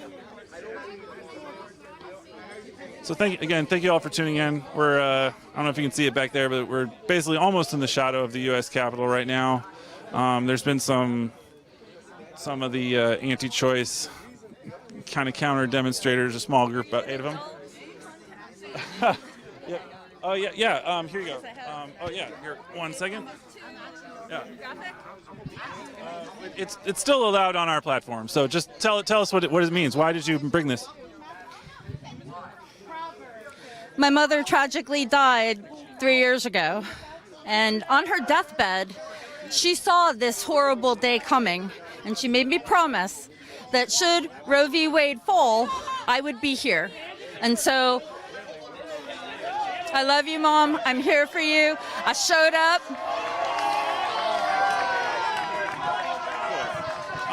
What are some aspects of this situation that you've been keeping an eye on? What do you think people need to know in the details about this? Well, I think it's amusing. I see that we did get some of the counterculture protesters here. First of all, they're adorable. They're very highly groomed. They're some of the prettiest boys here. I think there may be something latent going on, possibly. I don't know. Not saying, but that guy's got more bronzer on than I do. Anyway, I'd like to point out to the audience that no woman, no person ever gets an abortion because they want one the way they want a new car or a vacation. They get one the way an animal caught in a trap wants to gnaw its paw off. Can I see what your other sign was? So it says, right to carry, forced to carry, shame on you, Clarence Thomas, hashtag Summer of Rage. And so there's a sort of a gun and then a pregnant body, or sort of a visual pun, if you will. You want to talk about that? I think that there's a dystopian message here. There's an irony in this Margaret Atwood moment we find ourselves in, and that we have been reduced to entities with fewer rights than an AK-15 is absolutely abysmal to me. Yeah, absolutely. What's the other sign that you have? Thank you. What does this one mean? What does it signify? So this sign says, Planned Parenthood does not kill children. You're thinking of the NRA. If we want to regulate, we need to regulate the killing machines and the social construct of our modern politics that keeps so many trapped under tyranny. Excellent. Are there any other? Let's see the last. Can you tell us about this last one? Our government is bold enough to force you to have a kid, but too weak to ensure they make it to recess alive. And I think after Uvalde, after all the mass shootings we've seen recently, our family in Buffalo, around the world, obviously it's guns who are the death machine in America, not safe medical treatment for women. I just want to mention on the subject of Buffalo, our website actually was able to find chat messages that were posted by the Buffalo shooter months before the attack, actually. We reported that out on our website, and it is a subject that we are continuing to do more reporting on. So we'll have more for our audience about the Buffalo shooting, the shooter, and anyway. I'm really actually very glad to hear that. I was born in Buffalo, New York. I have most of my family and many friends still there, and we were all impacted by the shootings as another betrayal of trust. And I would point out that many members of the New York State correctional facilities were actually dismissed, brought up on charges, and lost their job for horrible comments made. So when we say public safety, we need to make sure that applies to all. Cool. Is there anything else you want to add today? Fuck SCOTUS. Thank you so much. Appreciate your time. Thank you. So we almost were between the sort of scrum and the police, and now they've very abruptly all moved back again.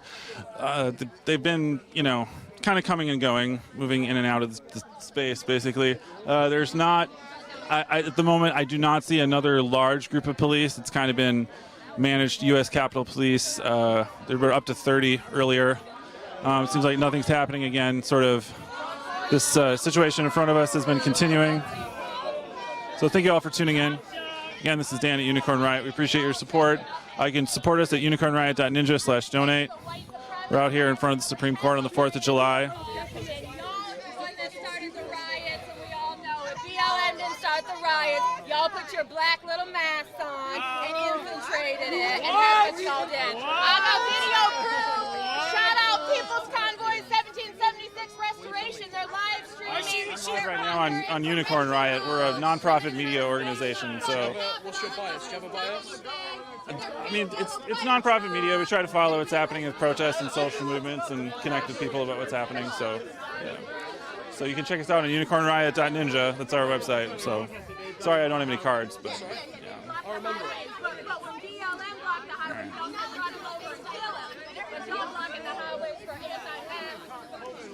Excuse me.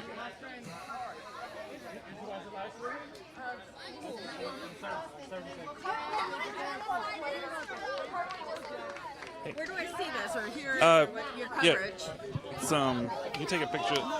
We're live on unicornriot.ninja. Yeah. And it's on, just look up Unicorn Riot on Facebook or YouTube or Twitter. I'm Kat O'Malley. Okay, thank you, Kat.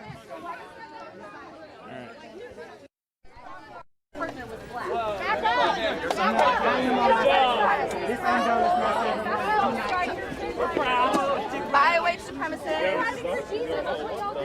If we had done something, they would have put us on the ground. Son. I'm going back. Can you get her back on her side, please? Are you going to help us or ignore us? Get her back on her side. Your breath smells really bad. You want some gum? Oh, you mean like Do you want some plastic surgery, you ugly motherfucker? Yeah, back up. Like, who fucking says that? You can't even smell her breath. Our streets! Everybody with a good time. Our streets! Our streets! Our streets! Our streets! Our streets! Our streets. Our streets! Why are y'all chanting for They belong to Our streets. It's our country. Y'all pissed off the wrong bunch of fucking people. I know you've seen us smashing windshields. I know you've seen women crazy. Y'all don't know she's ever had a girlfriend. Y'all are I know. Guys, that's probably why you're on the other side. You lost your testosterone. Some of them were body shaming here earlier, so I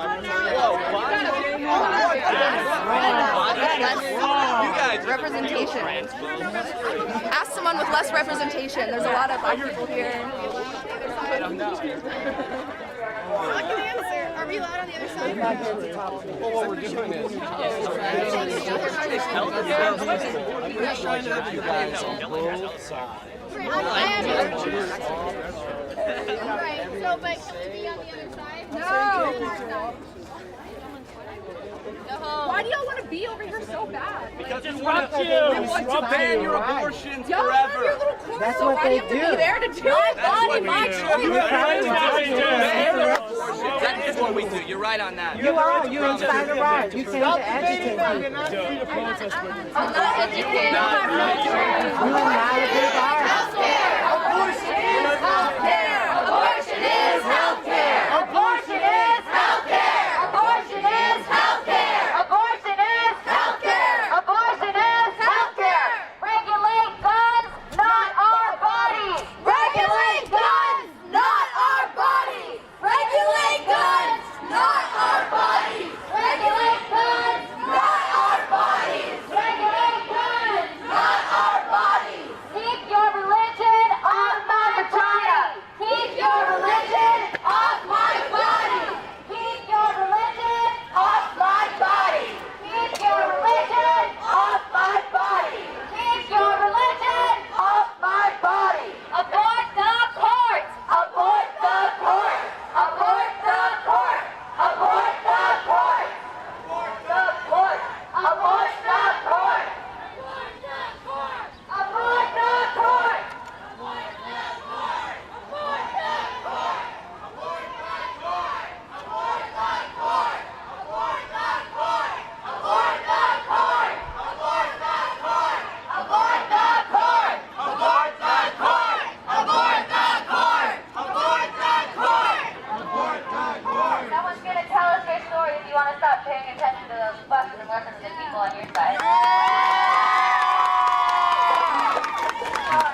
Thank you all for joining us. We're out here in front of the Supreme Court. It's the 4th of July. There's been about 8 to 10 pro-choice agitators, pro-life agitators. They've been sort of, the police line did come back in to kind of separate out a bunch of them in the last few minutes. So we're just going to hang out, keep hearing what people are talking about. Dead for him to let go of his hands around my neck. Fuck him. I left and found out a month later I was pregnant and got an abortion, and it was super sad because I was 32 and I wanted 3 kids by the time I was 30, and I didn't have any kids, and I did not, but I just could not imagine being attached to this man for 18 or forever years, and I couldn't imagine having my child abused by him, and so, yeah. We love you. Thank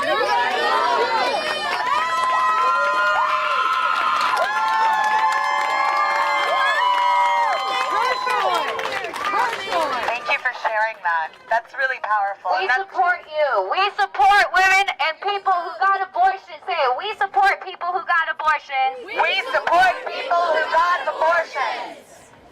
Yeah, and that's a very, very good point. Most women who experience domestic violence report first experiencing domestic violence when they find out that they are pregnant. A woman is 300% more likely to be killed by her domestic partner while she is pregnant. Add that to the maternal mortality rate. Pregnancy is a dangerous thing. Inherently, just biologically, it's a dangerous thing. And you add the social constructs around it, and it's even more so. And then you add that we are marginalizing already marginalized, economically deprived, and socially deprived communities. How can a society be anything than its weakest link? We are only as strong as our weakest link. And if we don't take care of those that have less privilege than us, what do we stand for? I remember there was a time when I thought America, like the things that were in the Constitution and the Bill of Rights, I thought that those, as Americans, that we needed to believe that those rights are not just American rights, those are human rights. Because if you read the Constitution, that's what it says. These truths are self-evident. And that doesn't mean that they're self-evident just if you're on the continent of North America. That means those are self-evident wherever. And that is what really made America wonderful and a beacon for so many. And we've lost that. And it's not about going back to make America great again, because America wasn't great for a lot of people. But we can still be a beacon of hope. We just need to do some major course correcting. Hell yeah. Does anybody else want to speak? Yeah, please. Anybody want to share? This one's better to do. Yes. So you just push the button and talk in that side? Mine sucks. Hey y'all keeping hydrated? Yes! Okay, good. My name is Alex, and I just want us to remember on this 4th of July, well, quick context, I come from a military family, a family of people who have served the U.S. government in a myriad of capacities. I come from a police family, and they all chose to go into public service, even knowing that the public didn't always serve them as black folk. And they all chose to do so because they fundamentally believed in the principles that America was founded upon. We were founded upon the fact that we no longer wanted religious rule from Britain. We were founded upon the fact that we no longer wanted our governments coming and invading the privacy of our homes. We were founded upon the fact that we were able to elect the people that we wanted to represent us. And as a person that comes from this background of government workers and security, I know that we all feel like they can be our enemies sometimes, but I really want to encourage you guys to remember that what's currently currently happening is against the fundamental foundation of America. Yeah! And we're still a place worth fighting for. Yeah. I know it seems ghetto outside, but it's okay.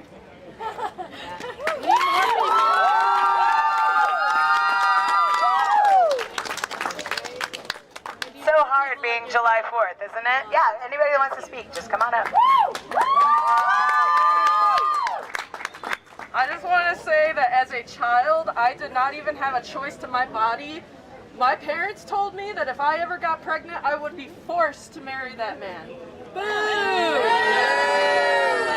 You have a right to your body. Yeah. And a reminder, in Alabama, you can get married at age 12. What? Alabama, you can get married at age 12. What?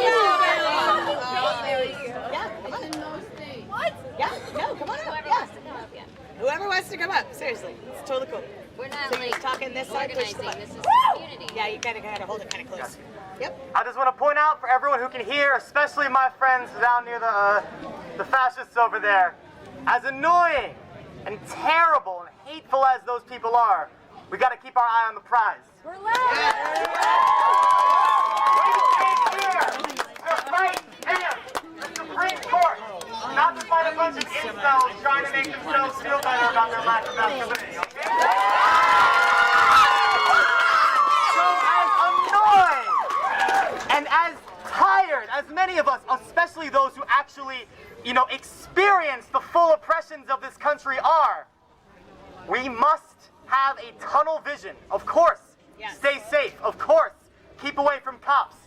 But please, remember what we're here for. We're not here to engage with people not worth engaging with. Right. Much love to everyone and stay safe.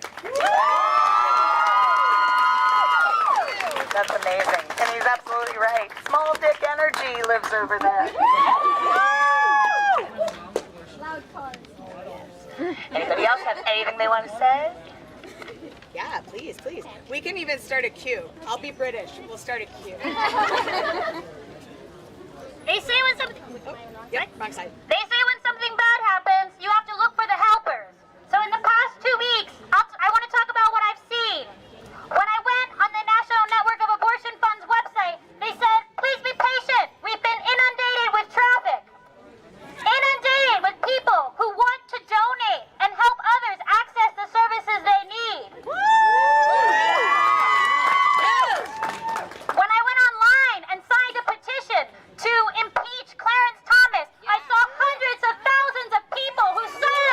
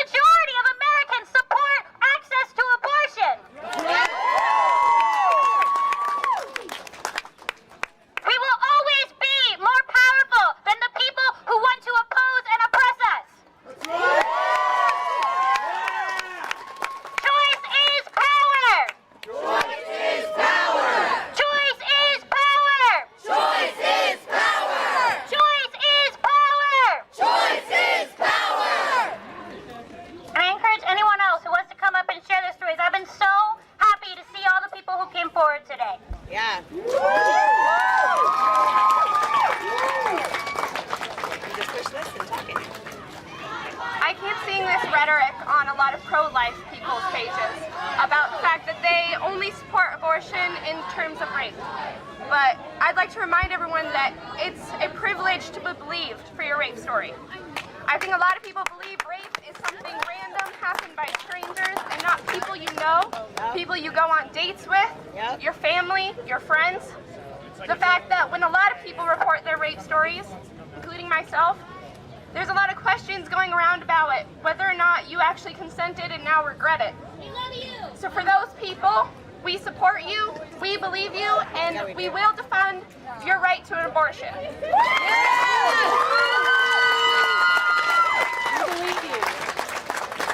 Right. People are like, why don't women come forward? Because we're not believed. And it's been that way for centuries.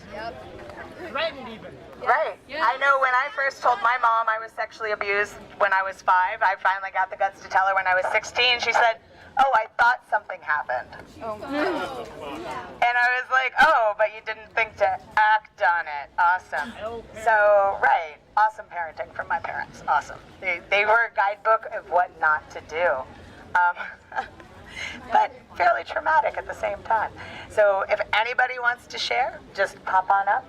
But it is very important that we consider bodily autonomy and the bodily autonomy of children and women and how that's going to impact. I mean, how do men feel when we say, let's mandate vasectomies? Most of them, their testicles climb back into their bodies and they run away.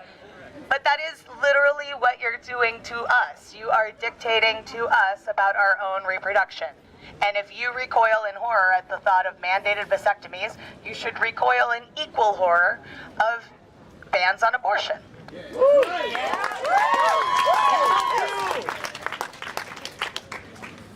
How we doing today? How's everyone feeling? I'm so proud of everybody who came out to support the right for abortion. Make some noise for yourselves!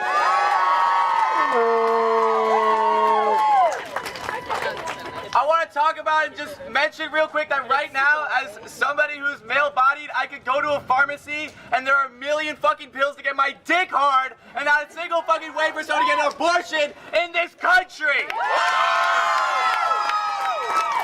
Make some noise if that is bullshit!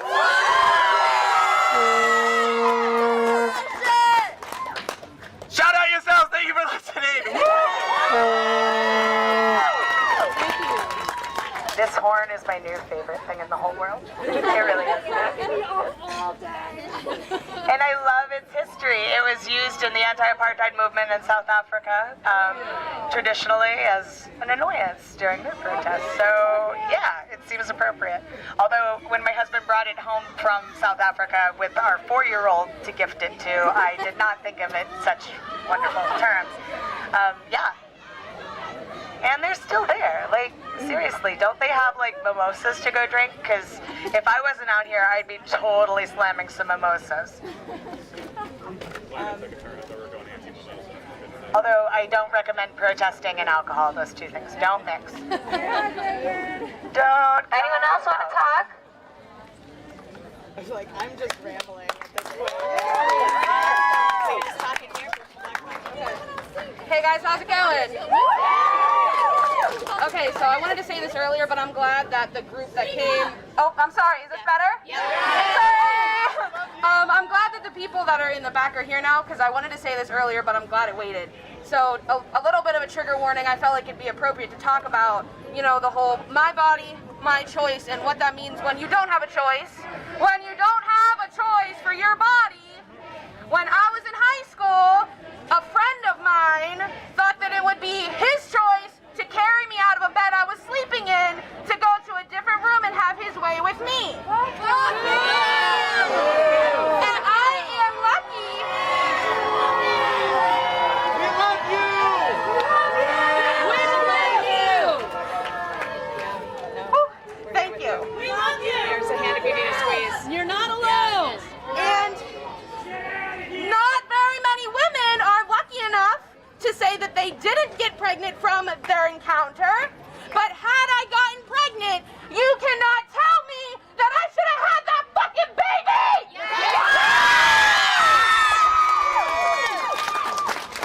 Because I was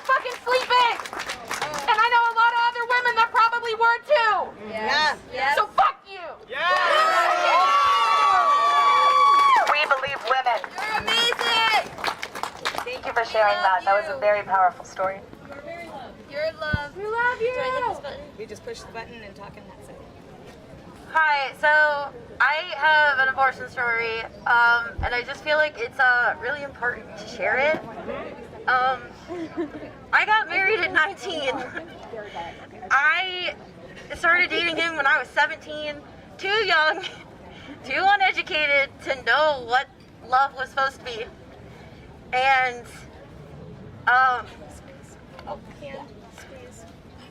he ended up actually hitting me with a car and hurting me on a regular basis.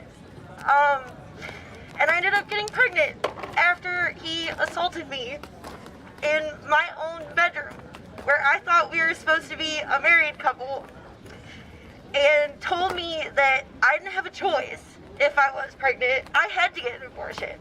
Like, it was not a choice. I didn't have an autonomy over my body because it was his body. And like, it was a choice that I felt like I needed to have the right to choose. I needed time to think about it. And I ended up miscarrying. And I look back and like, I really don't, I wish that no woman ever had to be in that position, because being with somebody who hurts you, who you are afraid of, is not, that is not something you should ever have to choose between. This is why this matters. Because there are, I mean, I basically was a child. There are children out there who are having to suffer with this. That's why we're here. That's all.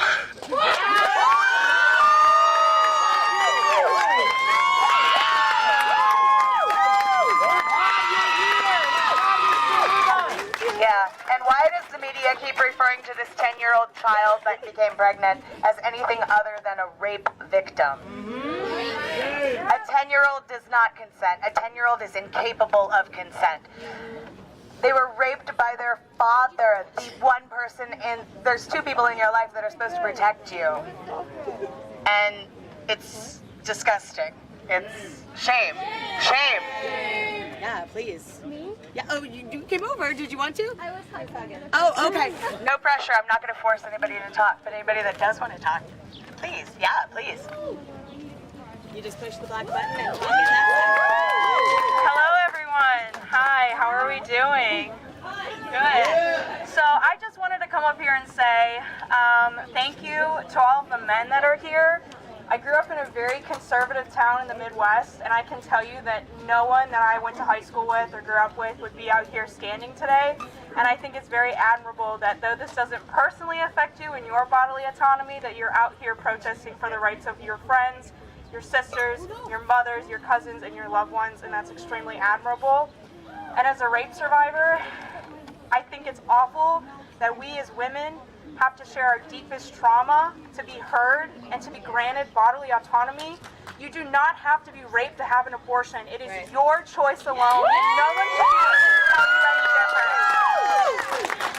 So I just want to say that we as women, again, should not have to share our deepest trauma. I should not have to share how I was taken advantage of and how a loved one betrayed my trust and hurt me, to be able to say that I deserve a choice in the matter of whether or not I want to bear a child and have to deal with that for the rest of my life. So thank you to everyone who came out. It means everything to women, to victims of sexual violence, to survivors of sexual violence, and I'm just very grateful that, you know, we have the ability to come and protest. So thank you all very much. We're glad you're still here. I've told this story before in front of people, but I assume this is mostly a new crowd. So we don't often talk about miscarriage. And we ought to talk about that more. Because it happens a lot. You know what procedure you get for a miscarriage? The fucking abortion procedure. We also don't talk about crisis pregnancy centers. AKA fake abortion clinics. So, when I found out I was pregnant last October, I went to a fake abortion clinic because it was all that was available in the area I lived in at the time, sadly. They convinced me not to get an abortion, mostly because they wouldn't give me any resources to find out about it. I kind of just accepted a fate. I didn't realize I had much more of a choice. So, a month later, I ended up miscarrying anyway. And I had to get the abortion procedure because it was an incomplete miscarriage. Meaning that if I did not have access to that procedure, which I found access right here in DC, I would have most likely died of a septic miscarriage. Yep. So, I know we often talk about sexual assault, and all of those stories are extremely relevant. We need to keep talking about those stories. But don't forget about the miscarriages. Don't forget about the people who didn't have any option. The medical procedure was the only option for a current medical condition. If you've ever had a miscarriage and you want to talk about it, I'm always here to talk about that kind of thing. It's really difficult to bring up in front of people, and I understand that. Everybody, can we do this again? Look to your neighbor and say, you are loved. You are loved. Say, I support you. I support you. Thank you, guys.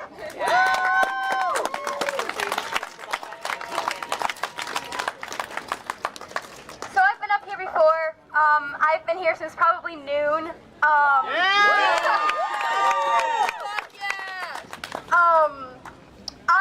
I'm Bug. I use he, they pronouns. I'm here from Pennsylvania.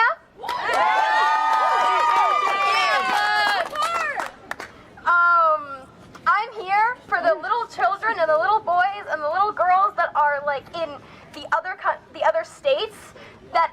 Because my father and my uncle, if they had chosen to do it with me on the wrong day in the wrong month, then I would be in the same damn situation that they are. Yeah. Fuck them. Thank you. We love you. You're beautiful. And I think that as a survivor of child sexual abuse myself, one of the things that we don't discuss, we always talk about stranger danger and somebody picking you up off the street. Statistically, that is not who sexually abuses children. Statistically, it is a family member, a close family friend, a neighbor, somebody that is known and trusted by the family. That is who does this. And in the realm of abortion, let's talk about the Catholic Church and the Southern Baptists who have joined together to get this legislation passed. They've made a tenuous thing. They hate each other. They each think each other is going to hell over their own religious beliefs, but let's pass the anti-abortion shit. Well, what two churches have the biggest child sex scandals? The Catholic Church and the Southern Baptist Field.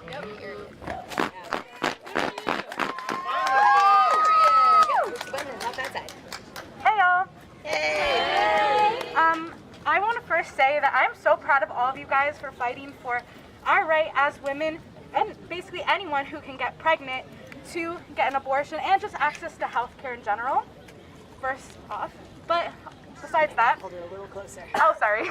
I grew up in a really conservative town. You might know it's Parkland. And there, I was always told, I grew up very Republican, I'm not gonna lie, because it was all I was taught. And I want to say thank you to my friends for educating me for the last 4 years to become who I am today, because I feel like I'm such a better person, and I've come into a community that is so accepting, so kind, and so supportive to everyone. We love you! And I want to say that I grew up first generation American. I'm from Venezuela. My family's from Venezuela. And I want to say to everyone who says that if you don't like it, go to another country, move back to your old country. Dissidence is patriotism. To critique your government is patriotism. If you want your country to improve, if you want your country to become better and worth fighting for, you need to critique and say what you want the government to do. And that's exactly what you guys are doing. So I am so proud of you guys for using your First Amendment, using your voice to stand up for your rights as humans to get health care. Yeah, thank you. Anybody else have anything they want to say? You know what? The fucking anti-abortion people, they always like to say that we're murderers, we're baby killers, right? Can everybody say abortion saves lives? Abortion saves lives! Abortion saves lives. Abortion saves lives. Thank you. Start singing. I hate these fucking people. Just start singing something. This choice I have, you didn't give it to me. This choice I have, you didn't give it to me. This choice I have, you didn't give it to me. You didn't give it, you can't take it away. Just sing that for me. I said this choice I have, you didn't give it to me. This choice I have, you didn't give it to me. This choice I have, you didn't give it to me. You didn't give it, you can't take it away. This pride I have, you didn't give it to me. I said this pride I have, you didn't give it to me. This pride I have, you didn't give it to me. I said you didn't give it, you can't take it away. This love I have, you didn't give it to me. I said this love I have, you didn't give it to me. This love I have, you didn't give it to me. You didn't give it, you can't take it away. Woo!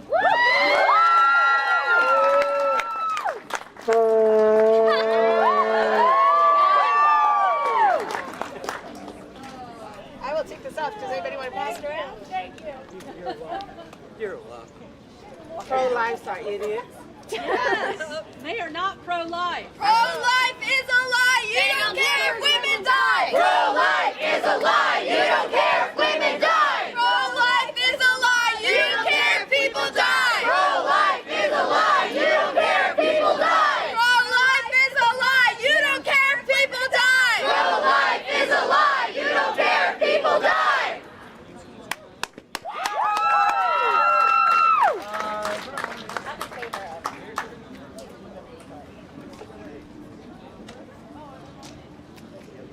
Would anyone else like to speak? Or share something? We were talking about it. Yes, we've been talking about rapes. So, we were talking about rapes. And I never considered myself a victim of rape. Because if I looked at myself as a victim, I would never be a victor. I was raped by my mother's boyfriend, and I was raped by a cousin. Fuck them. Fuck that. Fuck that. I could allow them to make me bitter. I could allow them to make me angry. I could allow them to do so much. But instead, I chose the courage to love people and to share love, because love was important. And it didn't matter the thing. So here's the thing. The guy who raped me, he died. Thank God. I wish I could have danced on his grave.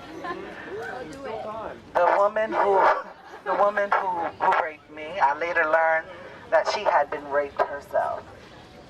And so when we had a conversation, because that's what adults do, we have a conversation. And when I had a conversation with her, I said I forgave her. But in actuality, the other day I had an encounter with her, and she tried to give me a hug, and I cringed so bad. I didn't realize how much it still impacted me to this day. But I say that to say that there are people who sow hate in this world. We cannot be the hate. We have to be the love. We have to love each other. And the reason why we have to love each other is because these fuckers don't give a damn about us. So I want you just again to look at your neighbor, because you don't know what they're going through. And just reiterate how much you love them. Because that's what this country is about. We're about the love that we have for one another and not the haters that we have. But here's what I say. Every day that you come out here, we've learned this for the last 10 weeks. Let your haters be your motivators. Every time they come, you come back stronger. Every time they come, you come back bigger. Every time they come, you just keep coming. Because here's what's going to happen. One person comes, 2 people are going to show up, 3 people, 4 people, and we're going to keep on showing up because we're still in the fucking majority in this country. Yeah. Yes. We are still a mighty voice, and they can say that pro-life people vote. Here's the thing, pro-choice people vote too. Yeah. And so they can keep on spreading their false information. They can keep on talking and spreading the lies that they do. But like my pastor says, we know the truth. And the truth is that we're not going anywhere. We're going to keep on fighting because pro-life is a lie. They don't care if children die. They don't care if trans women die. They don't care if trans men die. They don't care if black people die because that would be the causes that they would be standing for. They would be standing for the homeless individuals who are in the District of Columbia. Instead, they flew from North Carolina. They've had people from under bridges in North Carolina come to stand out here just to say Jesus saves. Well, abortion saves. Yes. Abortion saves lives. Yes. Jesus may save their inner being, but abortion has saved countless of lives. First of all, it saved people from being traumatized. We asked the question earlier today if they thought that the 10-year-old should have an abortion, and they refused to answer that question. They said that they would support the baby when it comes. That's a lie. First of all, they only say, and if my sister Nadine was here today, she would say, they say, save the fetus, but fuck the child. That's what they really stand for, is save the fetus, but fuck the child. Because as soon as that child leaves the womb of its mother, they no longer give a damn about them. They don't care about if they have safety in schools. They don't care about if the mother is able to provide for that child. They don't care about the 424,000 individuals who are in foster care right now. Because if that was so, they would go and try to adopt somebody. But when you ask them if they had children, they say no. If you ask them if they adopted a child, they said no. But yet we all have experiences and we all show up. They show up out of ignorancy because that's all that they know. And people lack knowledge because they don't have the understanding to comprehend. Neither do they want to have the understanding to comprehend. So if you realize I kept telling you to turn your backs to the first idiots because they would go away. Look like we won that victory.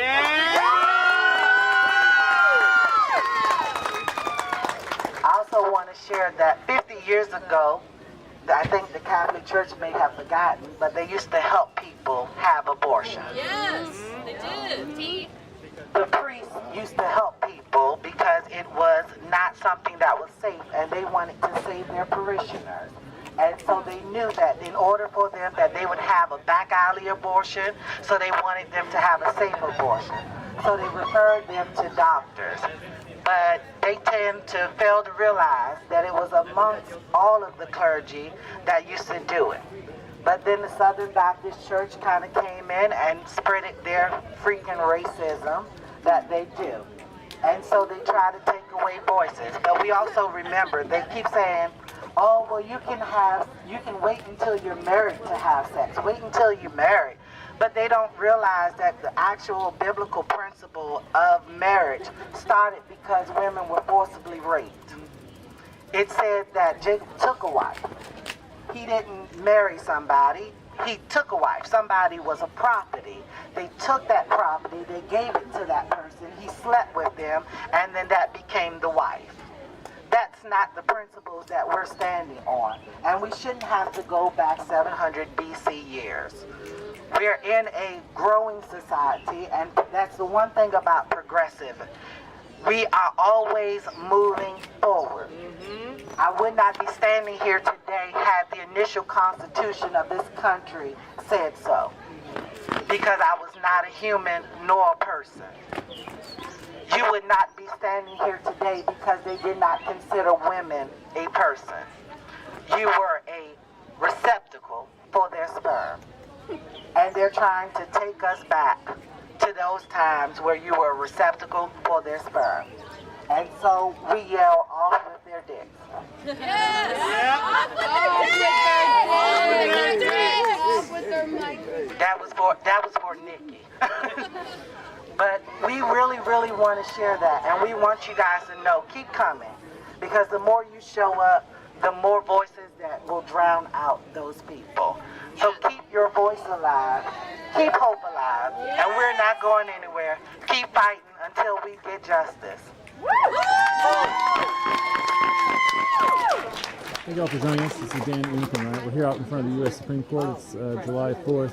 Repeat after me. There are a few We won't give up this fight. We won't give up. Abortion is a human right. Abortion is a human right. We won't give up this fight. We won't give up this fight. Abortion is a human right. Abortion is a human right. We won't give up this fight. We won't give up this fight. Abortion is a human right. Abortion is a human right. Make some noise for human rights.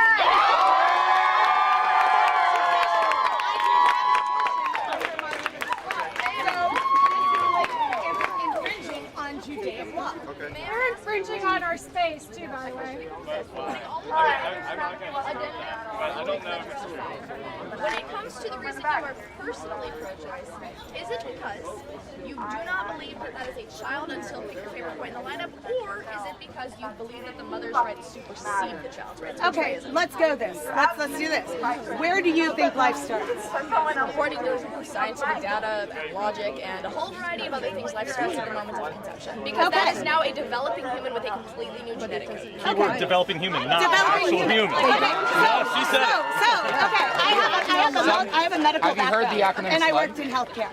So, 70% of fertilized eggs never result in a pregnancy. They get passed in a woman's monthly menstrual cycle. Have you heard So, the by the acronym SLUG or no? definition that life starts at conception. Life starts at conception. Sperm meets egg. That's before pregnancy starts. That is before pregnancy starts. Pregnancy starts when the little fertilized eggs go down the tube and get into the uterus and implant into the uterine lining and start to form a placenta, which then pumps out hormones that stops the menstrual cycle. 70% of fertilized eggs naturally wiped out off the board just by monthly menstrual cycle. If God created perfect bodies, that seems like a fucking design flaw. We live in a sinful world. Nothing's perfect no more. It's just that biology. Basic biology, 70% of fertilized eggs. So you're saying every woman who is sexually active and has a period should potentially mourn the loss of the potential child. There's no potential. If it's not a human yet, there, potential child. It's not. It's an egg. I don't really care. You can call it a fucking flugelhorn. Okay. It's the same fucking thing. An embryo, a fetus, a fertilized egg, whatever you want to fucking So call let it. me ask you this question, Yeah. if I may. When would you say that life begins? I think life probably begins somewhere around the point of viability. However, I support full abortion access through all 3 trimesters because the abortions that occur in the 3rd trimester are wanted pregnancies. Those are parents that picked out names, that bought cribs, that have the fucking stroller and the car seat in their car, and they get the most devastating medical news of their lives. And you want to make that harder by shaming them. I never shame a woman, not ever.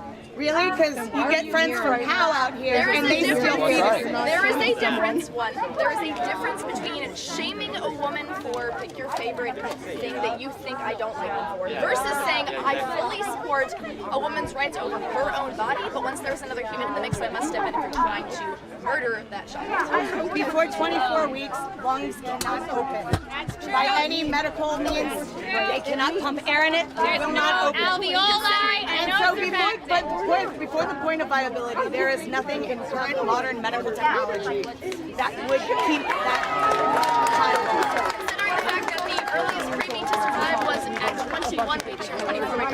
And when these are medical, These are medical outliers, and also the mother was caught earlier, and the baby was started on steroids before they delivered the baby. And so the steroids help plump up and speed up the development of the lungs, which is why they give steroids to pregnant women who are a threat for early delivery. So is your argument then that that is a child but it doesn't have rights, or is your argument that that is not a child till your favorite point in the lineup? My argument would be, as a parent, I am a parent, I have 2 children, I elected to have both of my children vaccinated. I elected to have both of my children circumcised.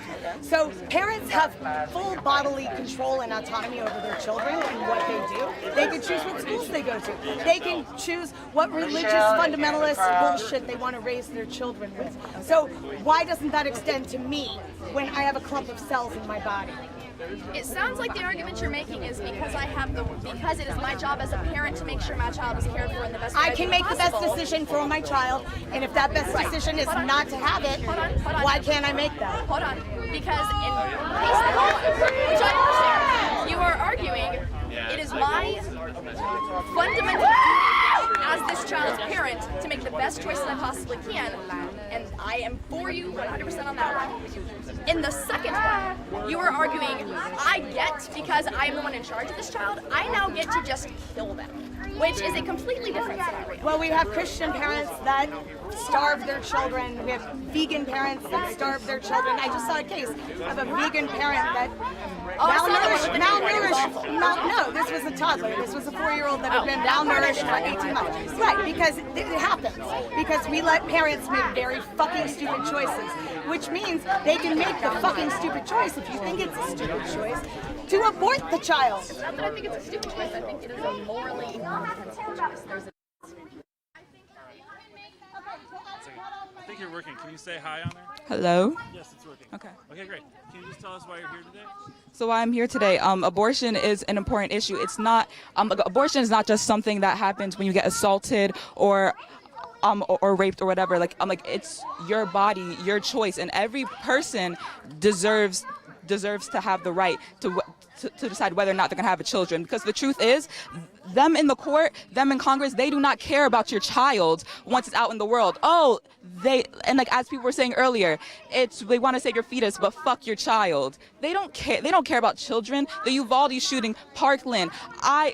We both live in Parkland. We were there during the shooting, and they did not give a shit about anything. It was all talks about, we're gonna make change. Nothing changes. You don't give a shit about these children. And imagine the trauma for parents to be forced to have children, send them to school, they die anyways. None of this is fair. If you really care about the children in this country, you got to fight for them when they're already outside the womb. But even before then, it's all about control over women's bodies. And I'm a community organizer in my own community, and I think it's important that everybody connect to resources in your own community, become abortion doulas, help support women or just people in general that are having abortions. Be emotional supports for your loved ones, because you never know what anyone is going through. All this is very important. Thank you. Can you talk about, would you say that this is linked to things like gay rights and trans rights and privacy and sort of like what Clarence Thomas said about other rulings? Yeah. Can you talk about that? Yeah, absolutely. As we know, abortion, the ruling Roe v. Wade is connected to privacy. So that means that after this, they're going to be able to attack stuff like interracial marriage, gay marriage. Clarence Thomas was talking about getting rid of contraception. The babies aren't even here yet. Why are you trying to prevent? It does not make any sense, is what I'm trying to say. The baby's not even here yet, and you're already trying to have power over women's bodies. That's what all this is about. It's about having power, power that, frankly, they don't deserve to have. We didn't vote these people in. We didn't choose them. So why are they allowed to sit here and have decisions over our body? Where do you think that the movement's going? Where are the sort of trends happening, patterns? What have you been seeing since this ruling came down? I've been watching the news a lot, is that a lot of people in America, a majority of people in America support abortions. I can only hope that the majority wins, but as we've seen time and time again in this country, the majority a lot of the time are our thoughts, what we want, doesn't really matter to them. So I can hope that one day we will suffice, but all I can think of is in that time, if this decision gets overruled, what will happen in between that time? Babies will still be born. Mothers will still be traumatized. Like there's so much stuff that's going to happen in between that time. So even if this does get overturned, the damage would have already been done. Okay, so you said you're from Parkland. Mm-hmm. So, Coral Springs Park. Yeah, yeah. It's just yeah. So would you say there's like a dissonance, or sort of like between like seeing a mass shooting and how indifferent the government has been to that versus seeing how much they act like they care about life? Can you talk a little more about that? Yeah. I think my major thing is that they give all these big speeches about, oh, they care, but when it really comes down to the vote, we don't ever see any action surrounding it. And I'm sorry. Give me a second. Can you say the question again? Is there like a dissonance or a dissonance, like a conflict, the indifference that you see about something like a school shooting? Okay. Yeah, and I think another thing is that in America we've grown numb to this. The gun violence has always existed in America. If this was to happen in another country, like if 17 kids died in another country, it'd be a stop. This cannot happen. Uvalde just happened. This type of stuff keeps happening, and we keep getting these big promises from our government that is just not being fulfilled, and children just keep dying. Like we keep losing our friends, our loved ones over gun violence, over something that can be prevented. And they say that they care about they care about the children in this country, but evidently they don't, because children die every day. Thank you so much. Is there anything else you want to add right now? All I can say is go out into your community, find organizations in your community that are in this fight. Like protesting is one thing, but protesting is just a one-off thing. You need to actually be in your community, join those grassroots organizations, and do something about this. Because the vote, we can vote all we want. We didn't vote them in. Our vote. Yeah, get the vote out. Of course, voting's important. Voting's important, of course, but there's so much more that we can do than besides just vote. Fight in your communities for this. Thank you so much. I really appreciate your time. Thank you very much. Cool. That's good. Cool. Does anybody else want to talk? I'm almost out of battery. Does anybody else want to talk? You want to talk? We're live right now. No, you want to go? No, go ahead. Okay. All right, yeah. So what brings you here today? I'm just here fighting for women's right to choose and supporting the women or anyone that's able to have an abortion, anyone with a uterus, out here supporting them and making sure that their voices are heard. What do you think, have you seen this affecting healthcare sort of since this ruling came down? People seem to be maybe losing access to contraception or other drugs that could be used to induce an abortion or things like that. Have you seen things like that happening or other sort of shifts happening that have caught your attention? Yeah, I mean, definitely. There's a story out right now about a 10-year-old girl in Ohio that was denied access to an abortion, and I feel like that's happening everywhere right now. People are hoarding Plan Bs, which is really unsafe because people who actually need them can't have them, and they do expire. So that's really scary. So everyone's hoarding them, and not everyone, and people that actually need it don't have access to it. So as this has been happening, where do you think the movement's going? What do you think people are going to do at this point, sort of going forward? My hope is that our voices will still be heard. We'll keep fighting. We'll keep protesting, keep voting. I hate saying voting is the fix to this because I don't think voting is. I think it's our voice. But my hope is that we will be able to elect enough Democratic senators in the election this November. They'll be able to codify Roe v. Wade. All right, is there anything else that you'd like to add right now about sort of how this is going? Or, I just want to say support your local abortion funds. Those people are super awesome. They need your help right now. And that Congress or just policymakers in general, they don't care about your baby once they're out of your womb. They just care about you making sure that you keep it in there. That's it. Hey, thank you so much. Thank you. I really appreciate it. Absolutely. Thank you very much. Cool. All right. Does anybody else want to talk? Very likely to occur. Yeah. Right now, We're live right now, so. Yes. Okay, but I'm almost out of battery, so I just want to ask if do anyone else want to talk live? What are you talking? We're just asking people why they're here today and sort of What's your organization? We're called Unicorn Riot. We cover. We're live right now. We cover protest movements, George Floyd uprising, Dakota Access Pipeline, stuff like that. Sure, I'll talk. Yeah. So what brings you out here today? I'm always in favor of trying to expand the American perspective on abortion rights rhetoric, which is very focused on women's bodies, women's choice, women's freedom. And actually, I think that statistically speaking, it's abundantly clear that abortion affects all of us. And men, trans, whatever your identity, abortion has a huge effect on society as a whole.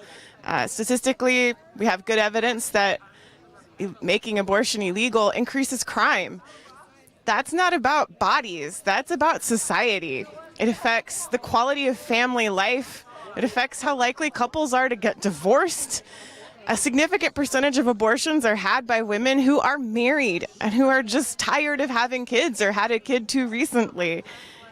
There's a lot of people that abortion affects more than just the potential mother. And also, I haven't heard many proposals from the people who are against abortion about what it is that we're supposed to do with all of these excess children.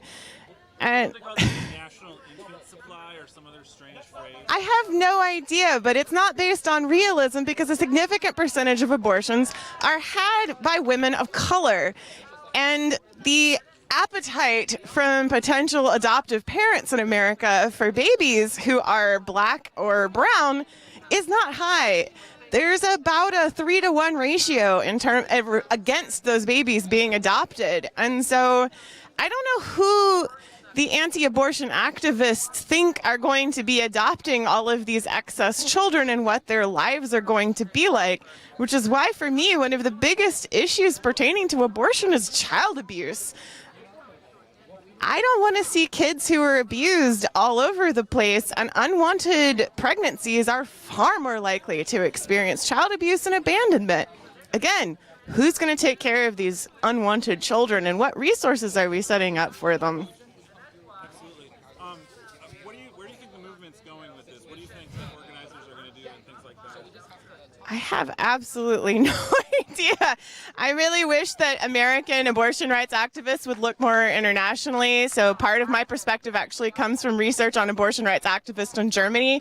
But if we look at abortion rights activists in other parts of the world, like in Japan, the conversation about abortion is extremely different when you go internationally. This idea of women's bodies, women's choice, that specific kind of rhetoric is almost uniquely American.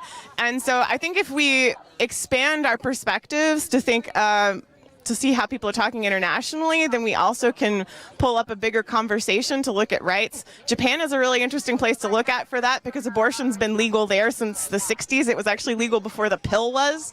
But I don't see American activists taking up a lot of interest in that, and I think our perspective is limited by the Supreme Court rulings, which were all based on the right to privacy. And if we push the conversation to talk more about social good, social welfare, good for families, instead of just being against religion or against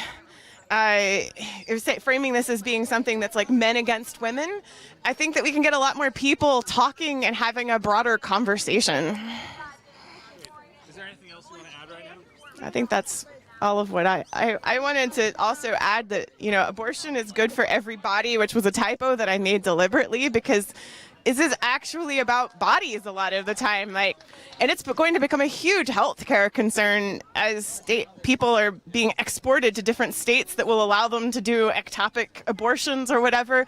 And we actually physically need abortions a lot of the time, and pregnancy is really dangerous. We often underestimate just how dangerous it can be, and so the idea that having a child is good for you is not necessarily true, physically speaking. So I'm also genuinely concerned about the physical healthcare ramifications of this and what that's going to mean for healthcare providers. I'm hearing about people at hospitals, they have to wait on their treatments as the lawyer is checked, and they're sort of interpreting state laws. Have you heard about that kind of thing? I have a little bit. So I have a friend who's an ER doctor, and everything I know comes from him, but he was telling me how if your hospital can't provide a service, you're basically legally required to find a hospital that can provide that service. And so it's common, for example, to stick someone in an ambulance and export them to another state if you have to. And so it's possible that one of the implications of this could be that people get exported to a state where abortion is legal in order to provide basic health care services for them, which is a terrifying prospect. Yeah, I mean, and I'm pretty sure that's going to mean that states are going to start suing each other. And I mean, obviously it's bad for the women's bodies, women themselves, as they're like waiting for these services. There's a lot of potentially disastrous ramifications of this. Is there anything else that you'd like to add? No, I think I'm good. Thank you. Thank you so much. I really appreciate that. All right, so we've just been talking with some folks here as we've been out, in front of the U.S. Supreme Court. And there's the court building right now. There's been people talking right behind me. So that's been going right over my shoulder while I wasn't looking. So we've been talking with people. Did you want to say something? Yeah, just saying real quick. How are you? I'm here to support my partner, and the fact of the matter is if it's not my body, it's not my choice, and it can't get any more simpler than that. And really glad that Unicorn Riot can be here as an independent form of journalism to cover what's happening here. So completely support your work. Thank you for being here. Yeah. I really appreciate that. Thank you. Thank you. Cool. Before I go down on the feed, did anybody else want to talk? Did anybody else want to say anything live? All right. Our battery is almost on, so we'll be going down shortly. But we'll check out the group over here for a little bit longer and go down in just a few minutes. My note to my back end folks. Again, we've been out but here in front of the Supreme Court. There were a number of signs. I'll show you the signs again. 1 second.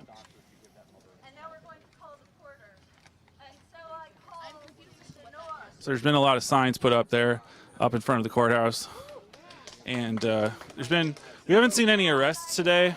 We have seen, definitely a fair number of police sort of back there. There's been some police.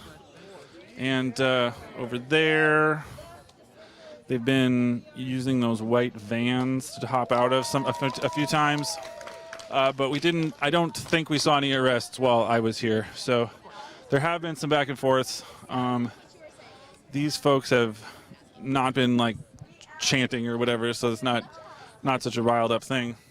So there's an officer. Periodically they have been kind of weirdly rolling in like this. So that's been going on. So we're going to go down a little bit. Thank you again for tuning in. If you can support our work at unicornriot.ninja/donate. We're a 501c3 nonprofit media organization, so we really appreciate your support. So we're going to go in with these folks, and I'll just have my back end folks just kind of take us down in the next few minutes when they're ready. So thank you all for tuning in. Again, this has been Dan at Unicorn Riot. Thank you to Chris in the back and Nico, and thank you all for tuning in, sharing our work. Facebook, Twitter, YouTube. We really count on you to get our word out, so thank you all very much. Again, it's okay. We're just going to do the same thing, widdershins. So when we cast the circle, we go clockwise. Okay. And when we close the circle, we go widdershins, which is counterclockwise. Everybody's got their own little. So do you say it again or no? Nope. I'm just going to point at you. And so God and Goddess, we do thank you for giving us your power, for blessing this moment of our collective consciousness. And we do close the circle by earth and air and fire and water. Blessed be. Blessed be. Thank you. Thank you so much. Thank you. My thanks with everything. Will do. I'll see you Saturday. Yeah, definitely. So good. Yeah. So yeah, I'm Michelle. I'm with Our Rights DC. You can follow us on our socials on Twitter and Instagram. I don't actually do those. I just pass off to other people that take care of them. Being an older millennial, I find socials not fun. Different socials now. Yeah, it's totally different than the socials I grew up with, and I got out of it during the Obama era. So yeah, follow us on our Twitter and our Instagram. We have also been doing protests at the justices' homes, and you can find our schedules on our social media.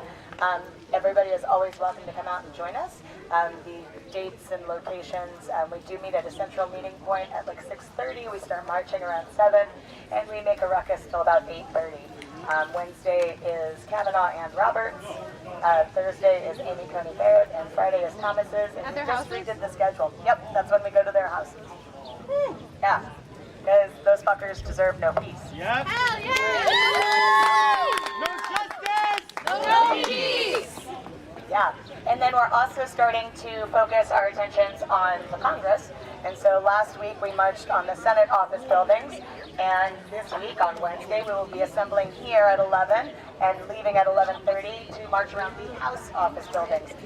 We realize they're not in session, however, all their staffers are there.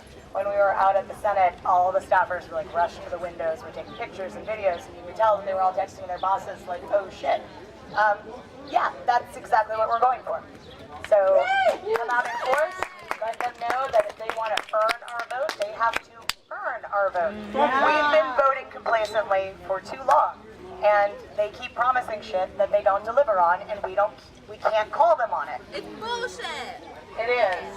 And at some point we are looking into the fundings of different organizations like Student for Life, other things like that, because a lot of it comes from right-wing think tanks, which I'm pointing over there because that's where they live. And then they walk down the street all day, and boy, are they smug assholes, and I like to give them shit. It brightens my day. So that's our goal with Congress, is to tell them, no, you don't work for the big money, you don't work for the special interests. We are the people that put you in power, and you have to listen to us. And we've been trying to be good and polite, and it doesn't work. And so it's time to not be polite. So, yeah. If anybody has anything they want to add or say, please feel free. Yeah.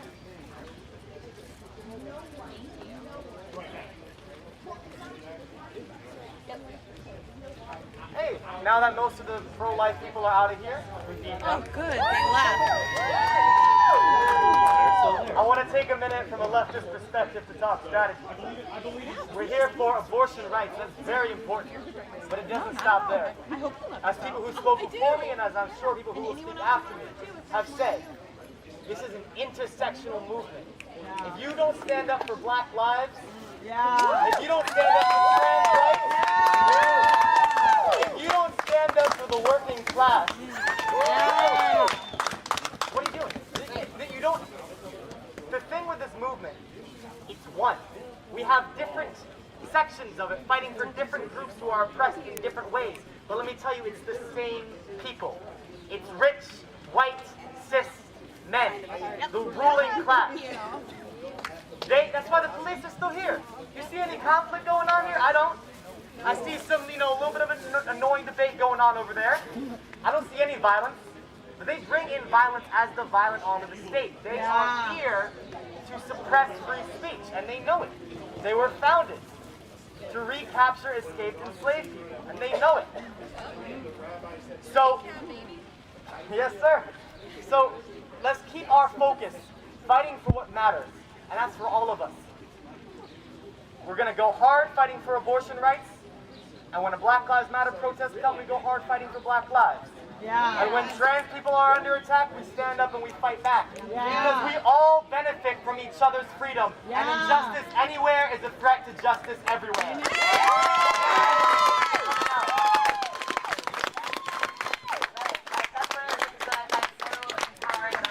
Thank you all for tuning in. This is Dan at Unicorn Riot. We've been watching a pro-choice demo out here in front of the Supreme Court on the 4th of July. We really appreciate you tuning in. Chris on the back end. And it's been great to talk with all these folks, talk about where the movement's going and all that. So we're going to go down now, and we really appreciate everyone tuning in. Thank you. A homogenous state is ideal. It's not. It's the diversity that makes us strong. And when we all raise our voices in unison, that's when shit will really get done.